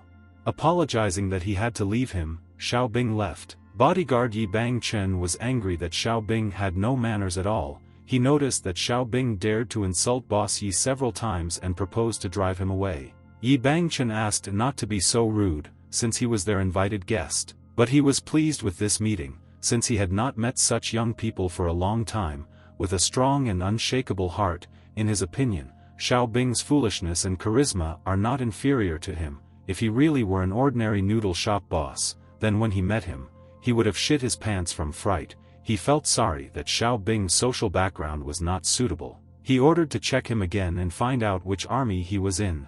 Yi Xiaoxi sat outside under a tree and cried. She saw something happening at the main gate. There was some kind of explosion and the gate fell. The Yi family's people believed that someone was seeking death because some people dared to invade the Yi family's residence. The people who stood at the gate said that they just wanted to say hello to Yi Bangchen, but they were forced to kiss the lock. The Yi family servants told them to leave since their boss Yi was not at home today. One of them reported an illegal invasion and that they are now sorting it out. The second leader was surprised that Yi Bangchen was not at home and asked him not to lie blatantly, since he knows everything. He invited them to argue and that if he found him, they would kneel down and apologize to him, and then hit themselves 100 times. At this moment, the question arose who came so brave. It was Yi Xiaoxi. She wanted to know who dared to act outrageously in front of the Yi family's house. One guy who came with the second leader told me to go and buy fresh flowers, while he talked to the second miss. According to him, it is better to see once than to hear 100 times, and he did not expect that the second miss of the Yi family was so beautiful. The security guard stood up for Yi Xiaoxi and asked the guy who he was and why he was so unceremonious. The guy's security ordered him to watch his tone and said that this guy is the only son in the Long family of the underworld in the 3 northern provinces, Long Shaoyun. Yi Xiaoxi heard this and asked again. The guy confirmed and was unhappy that they had come from afar and were received terribly. She asked about the purpose of the visit, to which she received the answer to get married. Yi Xiaoxi apologized and left. The guy admitted that he is straightforward, and yet they are in a hurry, and some things do not require delay. Touching her, he talked about feelings that they would appear after the wedding and gradually grow. But it turned out that he was touching Xiao Bing and he asked why this was being done and whether they wanted to propose to him.